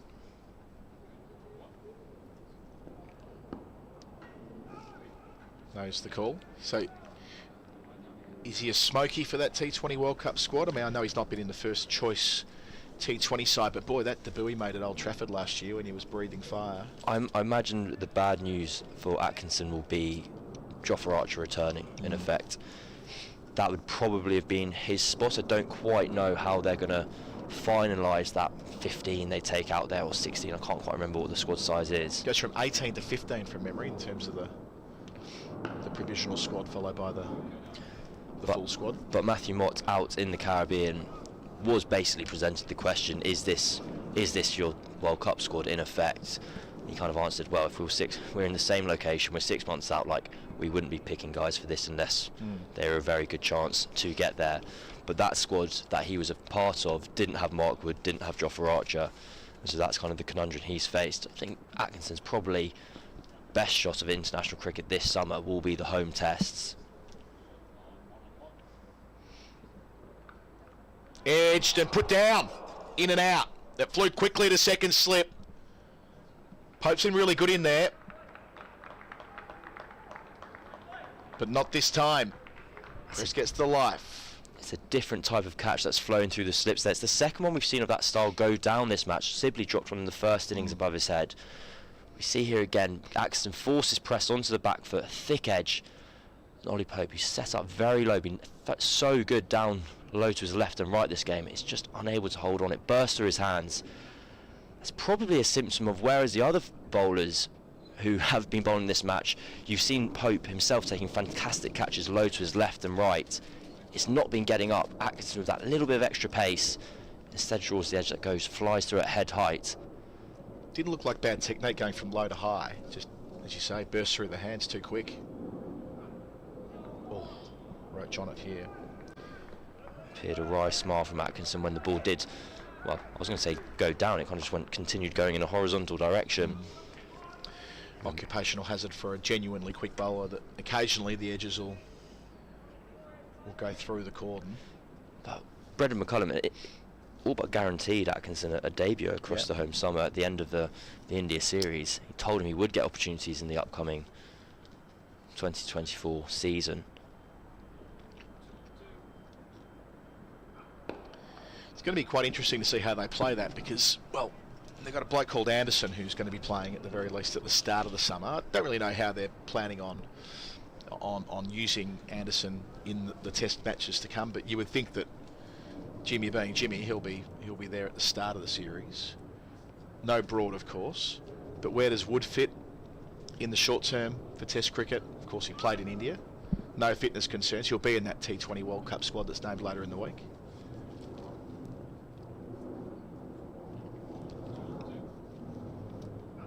Maybe that'll be a reason to give Wood a bit of time off after the World Cup, because the test matches follow almost right away. I think Woke's T20 squad most likely, or am I sort of in working in old money here? No, I think you are in working correct money, because Wokes was out there. Yep. I'm coming to play catch up with my brain here, but I think something that's really interesting about the change in tone and the change in kind of messaging that we saw just at the end of the England-India series from McCullum and Stokes is, yes, there was the element of, like, we can't keep on saying these kind of mad hat ideas because we've lost 4-1 and it's not fun anymore, and we can't kind of be up and about and uber positive if we've suffered a very heavy defeat to ultimately lose 4-1. But also, and this is all entirely hypothetical, there's a selection question over Johnny Bairstow. There's potentially a selection question over James Anderson. And you can't drop either of those two guys with a smile on your face. It's the first time there has to be genuine potential, like, considered selection decisions.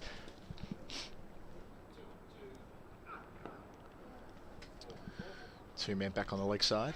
And if such tough decisions have to be made, they can't be done in the happy-go-lucky way that the team has kind of operated on the last couple of years. So I think Stokes and McCullum know. And it may end up that the answer is the same as the last decade, and Bairstow keeps his place and Anderson keeps going forever. But if it doesn't go in that direction, you can't then still have that messaging that has kind of been apparent throughout. Single to complete the over. A couple of them out to that leg side rope. Prest keeps the strike. 87 for 3. It looks like you're making way, Cam Ponsonby. I'll continue the conversation with Phil Walker. Catch you tomorrow, Cam.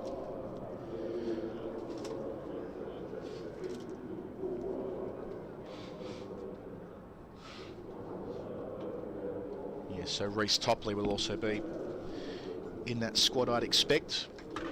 Sam Curran, who was player of the World Cup last time around.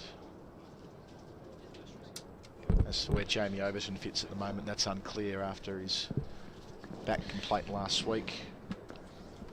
Rayan Ahmed as well, potentially. Phil Walker back with me. G'day, Phil. Hi, yeah. We were just saying then before you jumped on then, it'd be interesting to see, there's been a lot of emphasis on in reference to Atkinson playing Test cricket this summer, how they actually move the puzzle pieces in those 6 Test matches. How creative do they want to get? How many Test matches do they want Josh Tong to play? And also how many can he as well? He's been dogged with injury more often than not. Exactly. Atkinson, Tong. John Turner as well as a possible bolter. Yeah. Now Turner's here this week as part of the 13. Oh, quickie single considered for a moment. Sent back, rightly so, by the captain. It was never on. We saw a couple of weeks ago Jordan Clark ping the stumps down in similar circumstances at the striker's end to run out Matt Renshaw on 87 for Somerset. But no, and there's 3 of names, but there are others as well. Matt Potts from Durham, who they're keen to see again in Test colours this year. So they might need to do a bit of, right, you're getting 2 and you're getting 1 and you're getting 2, and it's never easy to pull off in practice, because often you see a bowler do quite well and you don't want to leave him out the next week, and suddenly your plan's gone out the window. And then there's a bloke called Wokes who averages 21 at home over the last 5 years, and Anderson, whether he decides to do some version of a goodbye or whether he wants to go around for the winter. I mean, I have no visibility on this. I don't suppose you do either, but he wouldn't tell me. It's hard to make predictions on what James Anderson's got to do, is, I guess, my wider point. Well, he wants to go to Australia. Imagine that. He does. Has he said that? Yeah. On the record? Believe so. Wow. That'd be his. He went in 2002-03 in the one-day squad. Yes, he did, yeah. In a way, you don't want to count that as a tour, but in another way, I wish he played a test in that series, because it would be a sequence that would include that. Well, 06-07, where he bowled quite admirably towards the end of a 5-0 drubbing. 10-11, where they won in Australia. 13-14, whitewash. 17-18, 4-0. 21-22, 4-0. Stockholm syndrome, I think they call it. Would that be? So that would make it his 6th Test tour of Australia. Would I be right in saying? I'm looking over at Samo to get confirmation of that. Do you remember when Cowdrey? It would be the 6th, yeah. Was it Cowdrey when he made his 6th tour? They put the banner up at the MCG. Cowdrey, well done, 6 tours, Oz, or something like that at the MCG. They'll have to do one for Jimmy as well. Yeah, 42 years old, I think he was, maybe 43. Yeah. Called up when half the touring party were crocked by Thompson and Lilly. Ambled out there and introduced himself to Jeff Thompson in the middle. This time it's taken at second slip. Almost identical to the ball that was put down and over a go from Atkinson. He's earned that wicket. It's been a fine spell. Press gone for 23. Hampshire, 87 for 4. Still 121 away from making Surrey bat a second time, Phil Walker. Yeah, well, 3 strikes and you are out. So Ollie Pope, having taken 4 really good catches across the course of the game, grasped a couple, but no mistake there. And Tom Prest He's cranky with himself as well he might be, but he can have no excuses. The shot is not there, and the game situation does not require it either. He's quite a diminutive player, and when he's playing well, he plays within his area of control.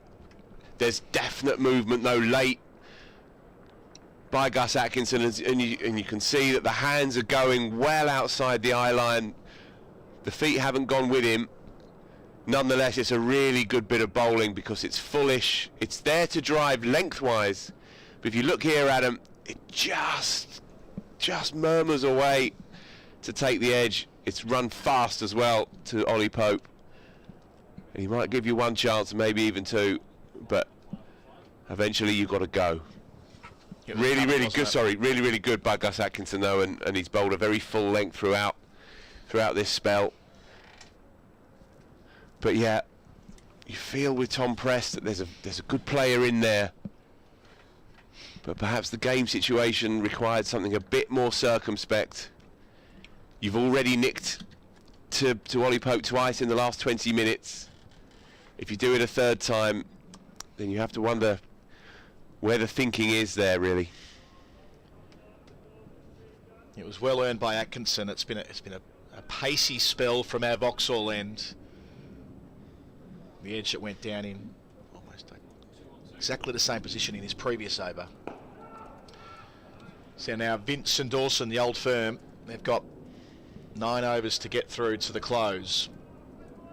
No concerns with the forecast tomorrow. So 9 overs now, and then the full complement tomorrow. Yeah, it's going to take an awful lot, still 121 behind. That scoreboard pressure for the visitors. Yeah, we said at the start of this session that Hampshire had to win it and win it well to get into tomorrow with optimism, and they haven't. James Vince has played very well here within himself, denying his true nature, if you like, but he's really shown the way. But those 2 wickets, they do tilt this session towards Surrey, and with 8.5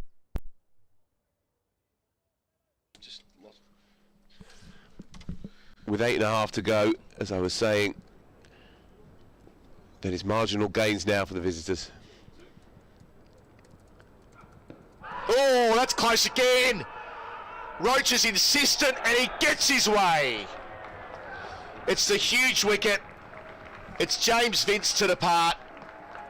Had a very similar shout a couple of overs ago that was turned down, but this was convincing. 87 for 5, 2 wickets falling with the score on that number, and Roach gets himself a second at a crucial moment in this match, Phil Walker. Falling over to the offside, losing his balance, James Vince, and the appeal spoke volumes for what Surrey thought of this. Wide of the crease, fullish, angling into leg stump, but I think such is the length. He's not got too much distance to go from having pitched. I think that's crashing into leg stump. James Vince has no choice but to walk off, and his miseries at the Kia Oval continue. He played well and responsibly for 26, but it's all too few.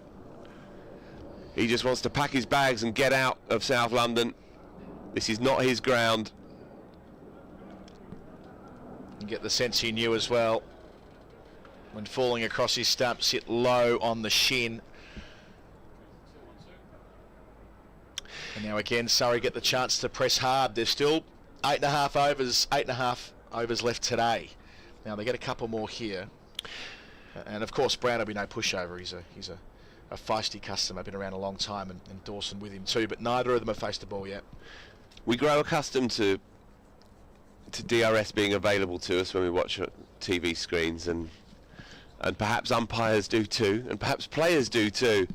James Vince would have been taking that upstairs, not just because of the context of the game, but because there was a possibility it might just have skirted past the outside of that leg stump. For my money, I think it was taking enough of it for it to be a fair decision. Looked out, didn't it? Across the stumps and all the rest. First ball for Brown. But again, we saw it earlier in the piece with Ali Orr, with a delivery that on another day the umpire may have kept his finger down. But this is what Surrey do. They're so insistent. They're always creating something. Tom Press got 2 lives. We don't get a third. James Vincent played well, but they're always at you. And if it's not going to be Jordan Clark from that far end as we look at it, then who's coming on to bowl a man with 250 test wickets? Every over is a challenge against this team.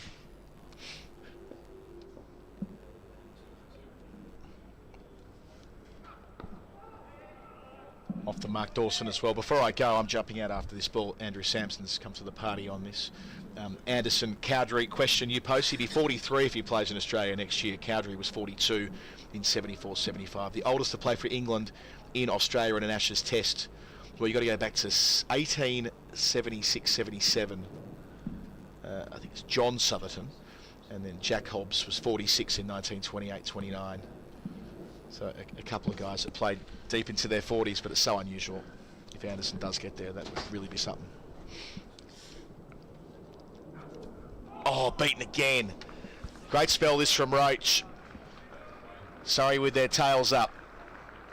2 successful overs on the bounce. 89 for 5.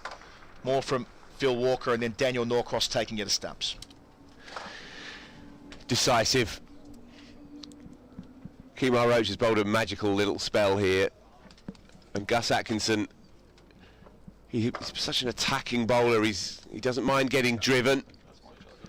He doesn't mind batters climbing into the short one and chancing their arm. He's always looking for wickets, it's Gus Atkinson. And that delivery to get rid of Tom Press, while it was an ordinary shot, that late movement from that daring length is why England are so interested in him. He's got pace and he's got movement and lateral movement, crucially laterally away from the batters. He's in the middle of quite a long spell here. I say the middle. I'll be getting close to the end, and he's got some nice shape there. My screen is filling up with data written in red. Cowdrey was 42 in the 74-75 Ashes. Anderson would be 43 if he plays next year. The oldest player to play for England, I think we all know this, is James Southerton, who was 49 in 1877. In that very first series. Wonderful tash. Again, a bit of movement from Atkinson. It's been a very fine spell. Quick as well, Daniel. Yeah.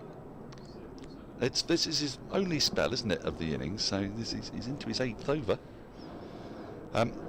Jack Hobbs was 46 in 28-29, my favourite series, when England won 4-1. Scored a mountain of runs. Herbert Strudwick of this parish, 45 in 1924-25. Not a great series, not one to remember. Apart from Strudwick's slightly elderly contributions. W.G. Grace was 43 years, 254 days in 1891-92. Wally Hammond, who was dragged rather sadly into playing for England after the war, 1946-47. He was 42 years old at the time, and he was filled with mercury, quite literally, for certain self-inflicted ailments.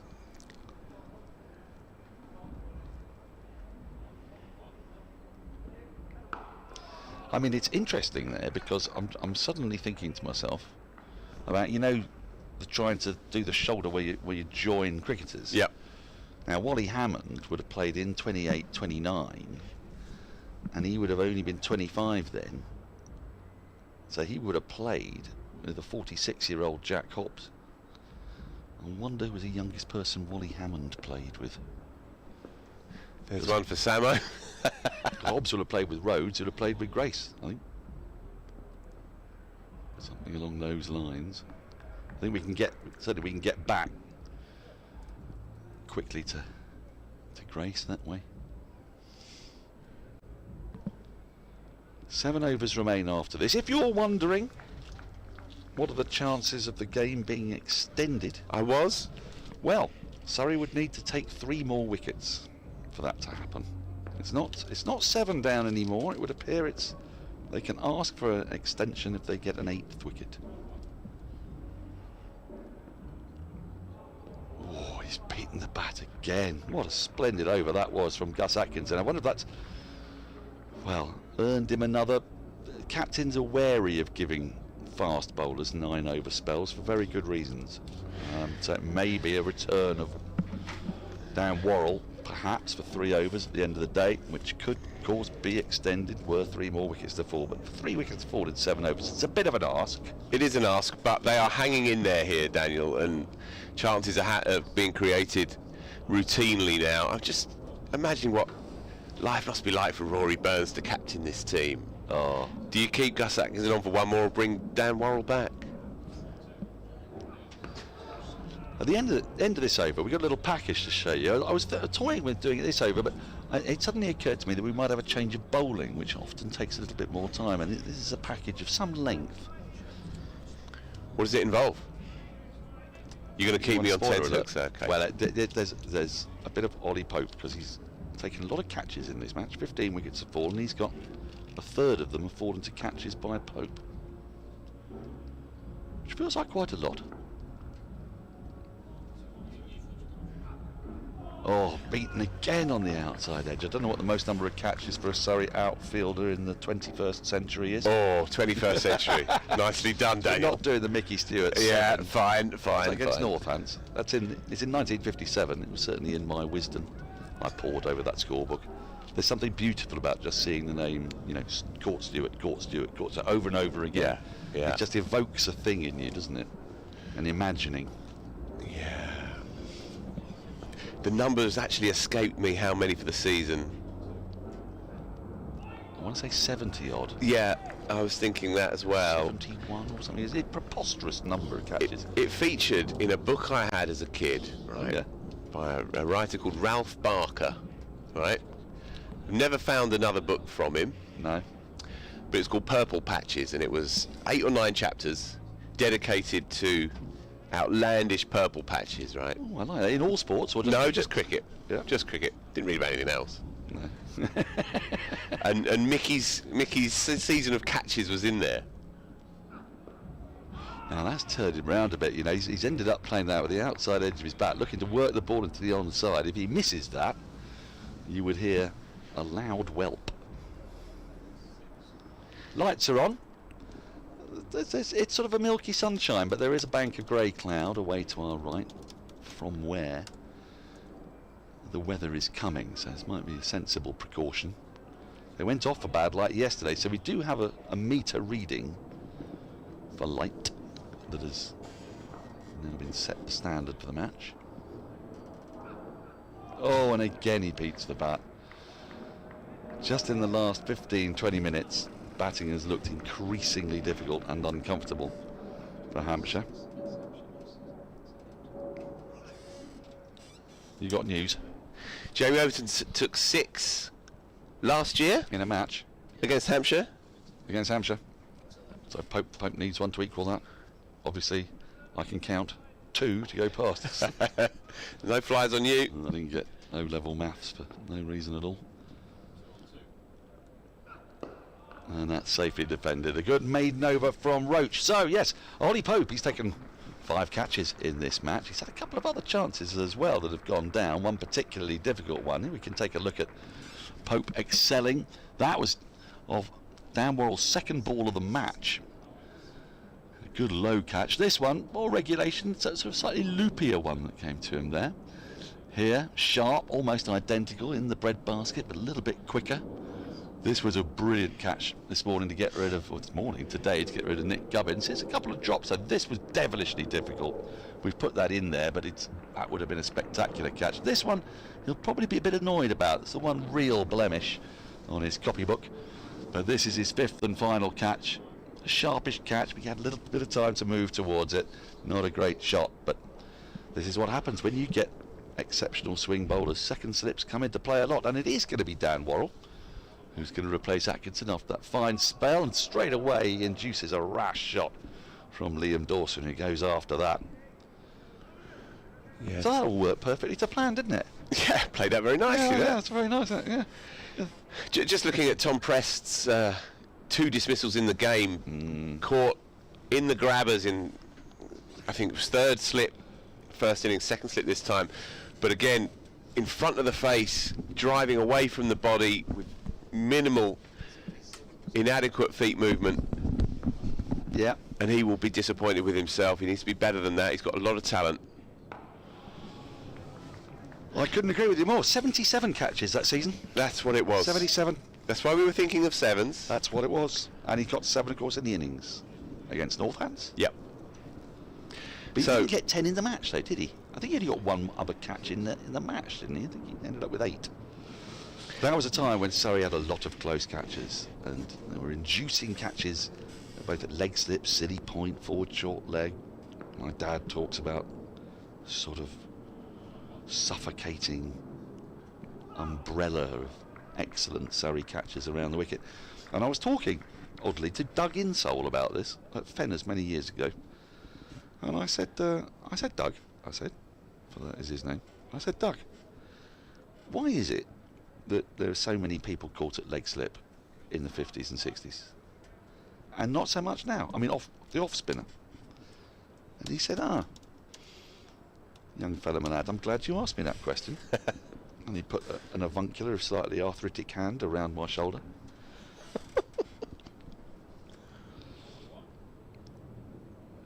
And then explained.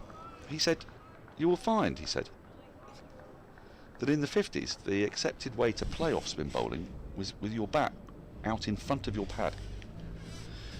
So if the ball turns a bit, like it would do frequently for the likes of Jim Laker or indeed Tony Locke, you might turn onto the inside edge, and your leg slip would be really very close, and we'd get low catches off the inside edge that go fine. And I thought, I'm glad I asked him that question.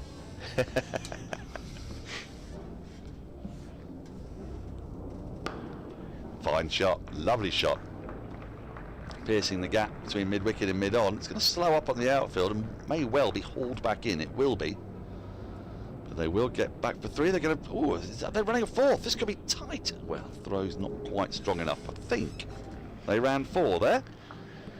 You don't see that too often. Yeah, they did. Long boundary out that way. No, good shot by Liam Dawson. So he did only get 7 in the match. Got 7 in 1 innings, and that was it. All of that 1 innings, Mickey Stewart. You see, you as a journo, you get to get these insights from venerable elder statesmen all the time. But me, as a sort of, rent-a-gob, fly-by-night, here today, gone tomorrow, disposable piece of mouth. Dissolute bon vivant. Dissolute bon vivant, yes. End of the over, 93 for 5. I don't spend quite enough time, I don't think, picking the brains of the elderly in quite the same way. And I feel I should. If I haven't been listening intently to you, Daniel, in the last minute or two, then do forgive me. Oh, I always forgive people who switch off. It's not that I've switched off. I have a wife, you know. But I'm trying to find the details of one of the chapters from my Purple Patches from book. Ralph Barker. By Ralph Barker. Solid name. Yeah. And I think it was about Bill Johnston. Oh, the great Aussie? Yeah, the left-arm seamer. Yeah. Around Bradman era, part of the Invincibles, and yeah. Played into the 50s as well. Now, Samo, you might be able to help me out here. The chapter was not about his very useful left-arm seam. But it was about his very bad number 11 batting, and how on an Ashes tour over here, he ended up with an average of 100 plus. And I think it must have been the 48 tour, but it might have been later than that. Believe that Bradman was in charge. I was 53. Okay, so forget that. Bradman was gone by then. But he would get 3 not out, 6 not out, 0 not out, 1 not out. Yes. And as the summer played out, they started to realise, you've not been out, Bill. Yeah, you've not been out, mate. You've not been out all summer. Yeah. And he was Struve. He wasn't great. Sack of the pineapple. He wasn't great with the bat, to say the least. Yeah. But by the end of it, they were trying to actively cultivate this and make sure that they would declare if it looked like he was going to be struggling. If he got 2 not out, then they'd pull them out straight away. Go to New Road and make sure that he was not out, and then go to Taunton and get the same result. Oh, nice Yorker length delivery, but well dug out by Dawson.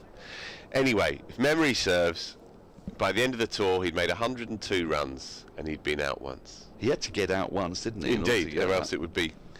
Is that correct, Samo? 102? 17 innings. 17 innings, 102. 16 not outs, goodness me. There you go. There you go. So, good old Ralph, he's dedicated 30 pages of a book. He's only picked out 7 or 8 purple patch stories. And he's using one of But like every good hack, he's got an eye for the story. Oh, that's gone down. He's going to run away down to the boundary for 4. Wait to see the umpire signal. Buys again. Cruel on Jamie Smith. That swung late as it went past Dawson. As you'll see here.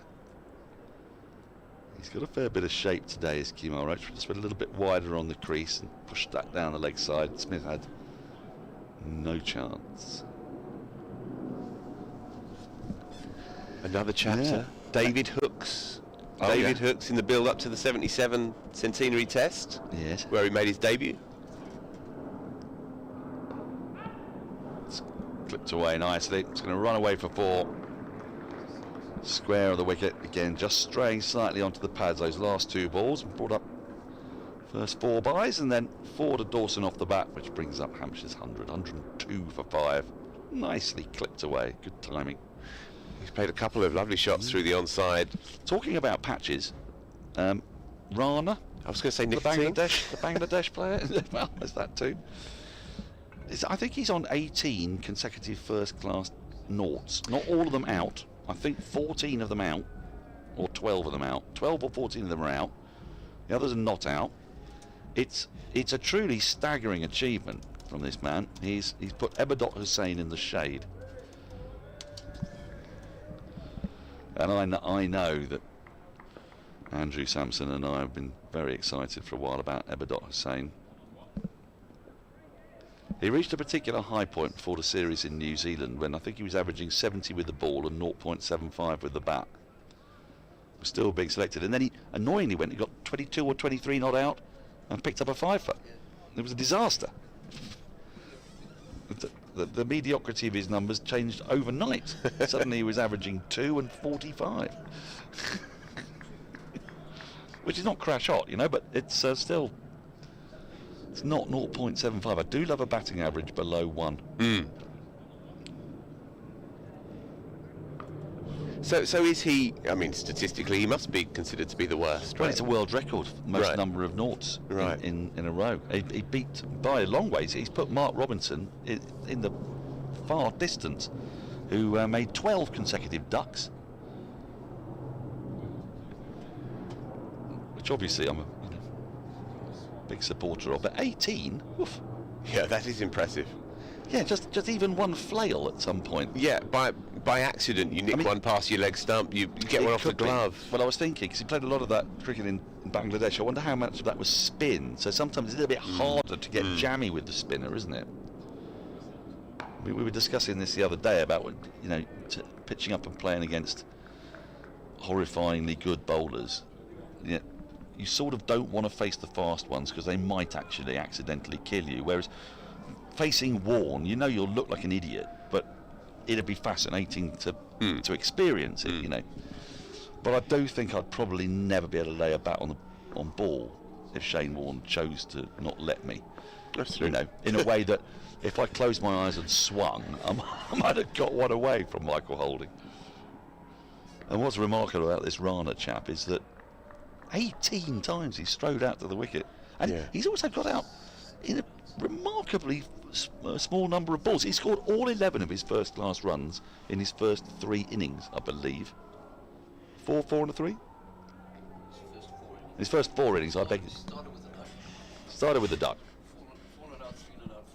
4 not out, 3 not out, 4. So 18 noughts. 6 of which are not out. How many balls has he occupied the scorers within that time, please, Andrew? That's nicely played. I love a back foot punch. And that's exactly what that was. Dawson's looked in good working order in this innings. Moves to 13. Hasn't he just? 102 balls. That's all he's taken for his 18 noughts.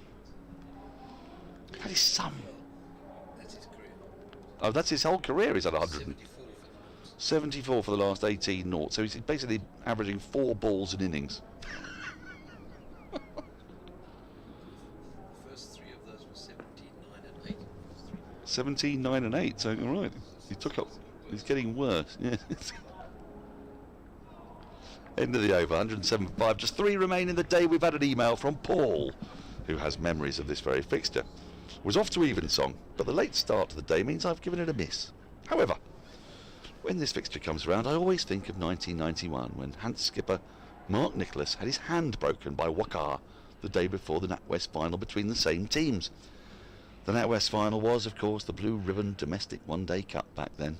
The blessed D.I. Gower lifted the trophy instead after Robin Smith won the battle with Wakar. Great days.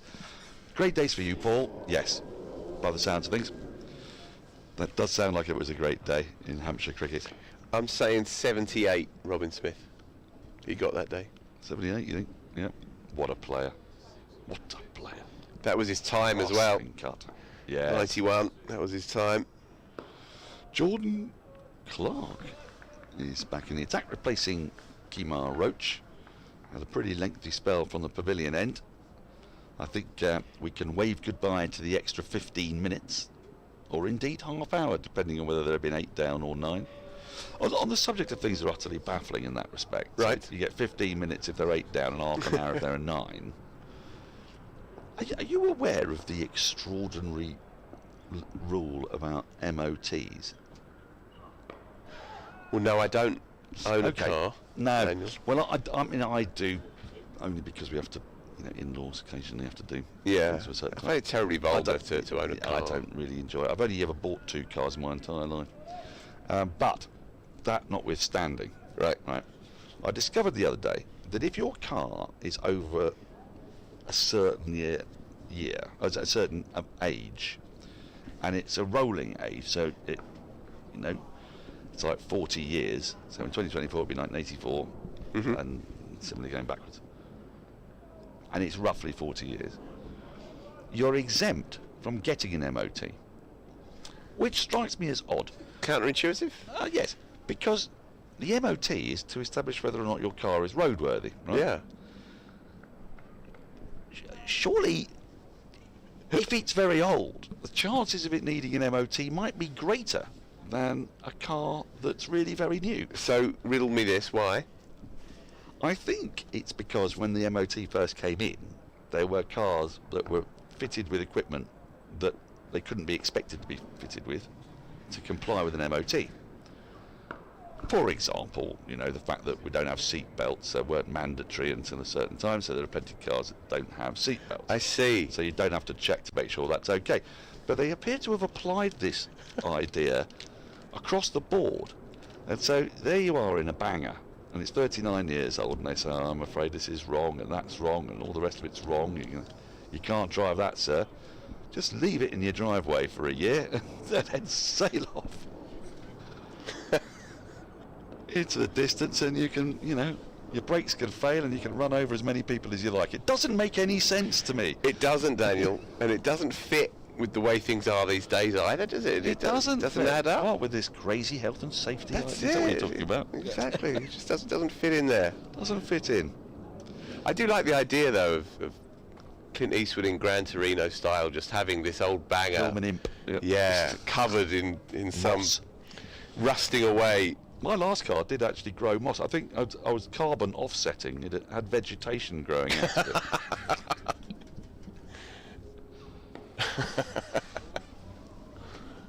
Now this could make it all the way to the boundary. It does. It's lightning quick on this outfield that's taken a lot of rain, although I've got to say that, of course, the area it went across is the fabled massive square here at the Oval, which has been covered since the rain fell, so that might partly explain it. It was no more than a thick inside half of the bat, and We don't really have a slope at the Oval. If there is, ever so slightly, it might go down a touch away to the direction that the ball was travelling there. But that is just the pace of this square. And it's a wonder to behold. 112 for 5 at the end of the over. Just 2 remaining today. The deficit's come down below 100. And you punch the air with glee, Phil Walker. The strangeness of the human mind. Oh yes. Robin Smith, 78, that West final. Get in. I'll take that. You're happy with that, I aren't you? will take that. Thanks and very you should. much. And you should. Thank you. You should be garlanded. You should be festooned. With treats and sweetmeats. Liam Dawson's played very nicely here. He has. How frustrated will Hampshire be with this game? They've just let so much out there, really. Yeah, they are 263 for 15. Yeah, I mean, they have been tested by a battery of fine bowlers who have nagged away and got the ball to move. But yes, I think when you look back at Hampshire's first innings, there were a number of wickets to genuinely very good balls, and players can't be blamed for getting out to those. But this is a very talented side, Daniel. This is a very talented side. It's a very talented side. And while of course it's intense against this Surrey side, and there's no let up against them, nonetheless a high score of 45 across the first 15 wickets. It's just not good enough for a side that has aspirations to bother the top echelons of this league. Surrey found themselves in a bit of a hole and ensured that they dug themselves out of it. A skipper who needed runs got some. A number 9 who came in changed the tempo of the whole game. No one stood up for Hampshire here. Well, no one has stood up yet.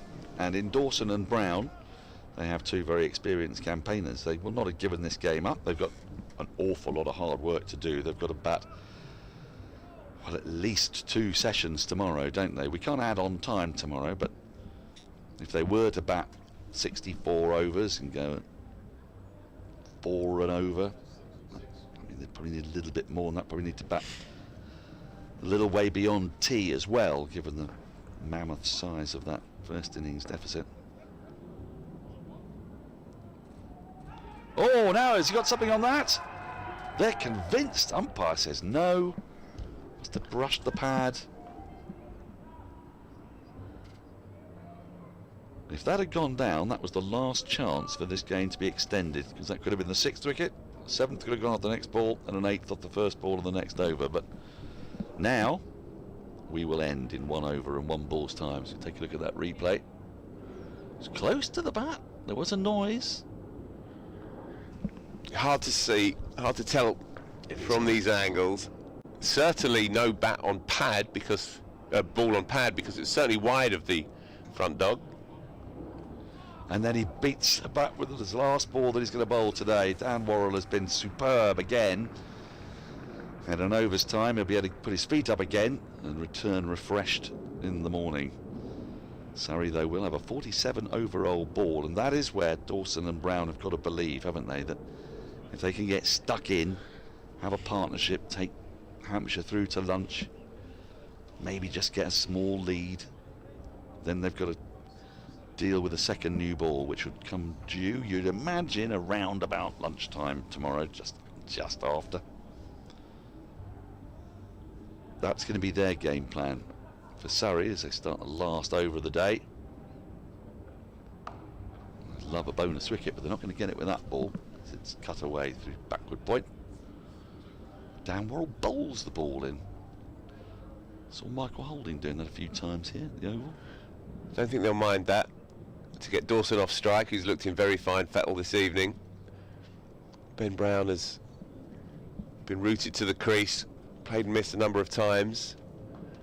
They've now got a maximum of 5 deliveries to try and get this 6th wicket and really put the stamp on what it's been their session yet again.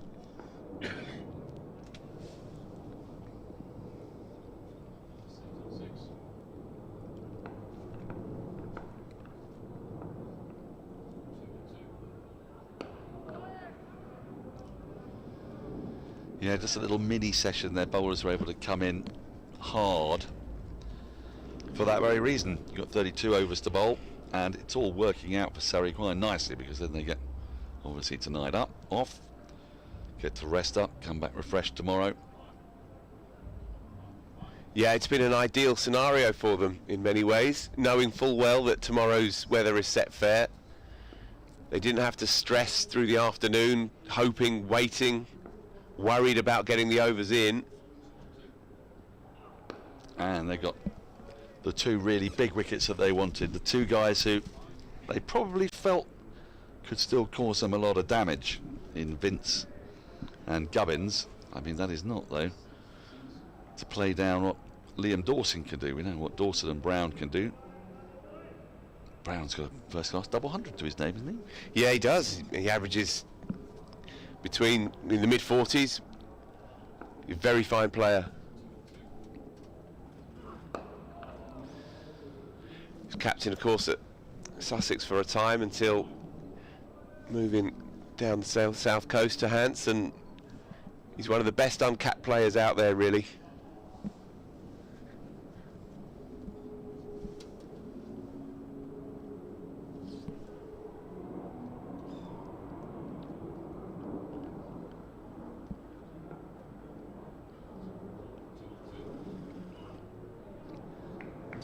So one ball remains in the day.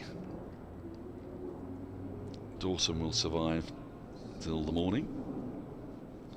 Brown just has to negotiate this final delivery. And then a frustratingly truncated day for the Spectator for a Sunday, but we've got to count our blessings here. No play at all up at Chesterley Street. Not a ball has been bowled. This is it. As title rivals Essex and indeed Durham are thwarted in their search for points. That's it.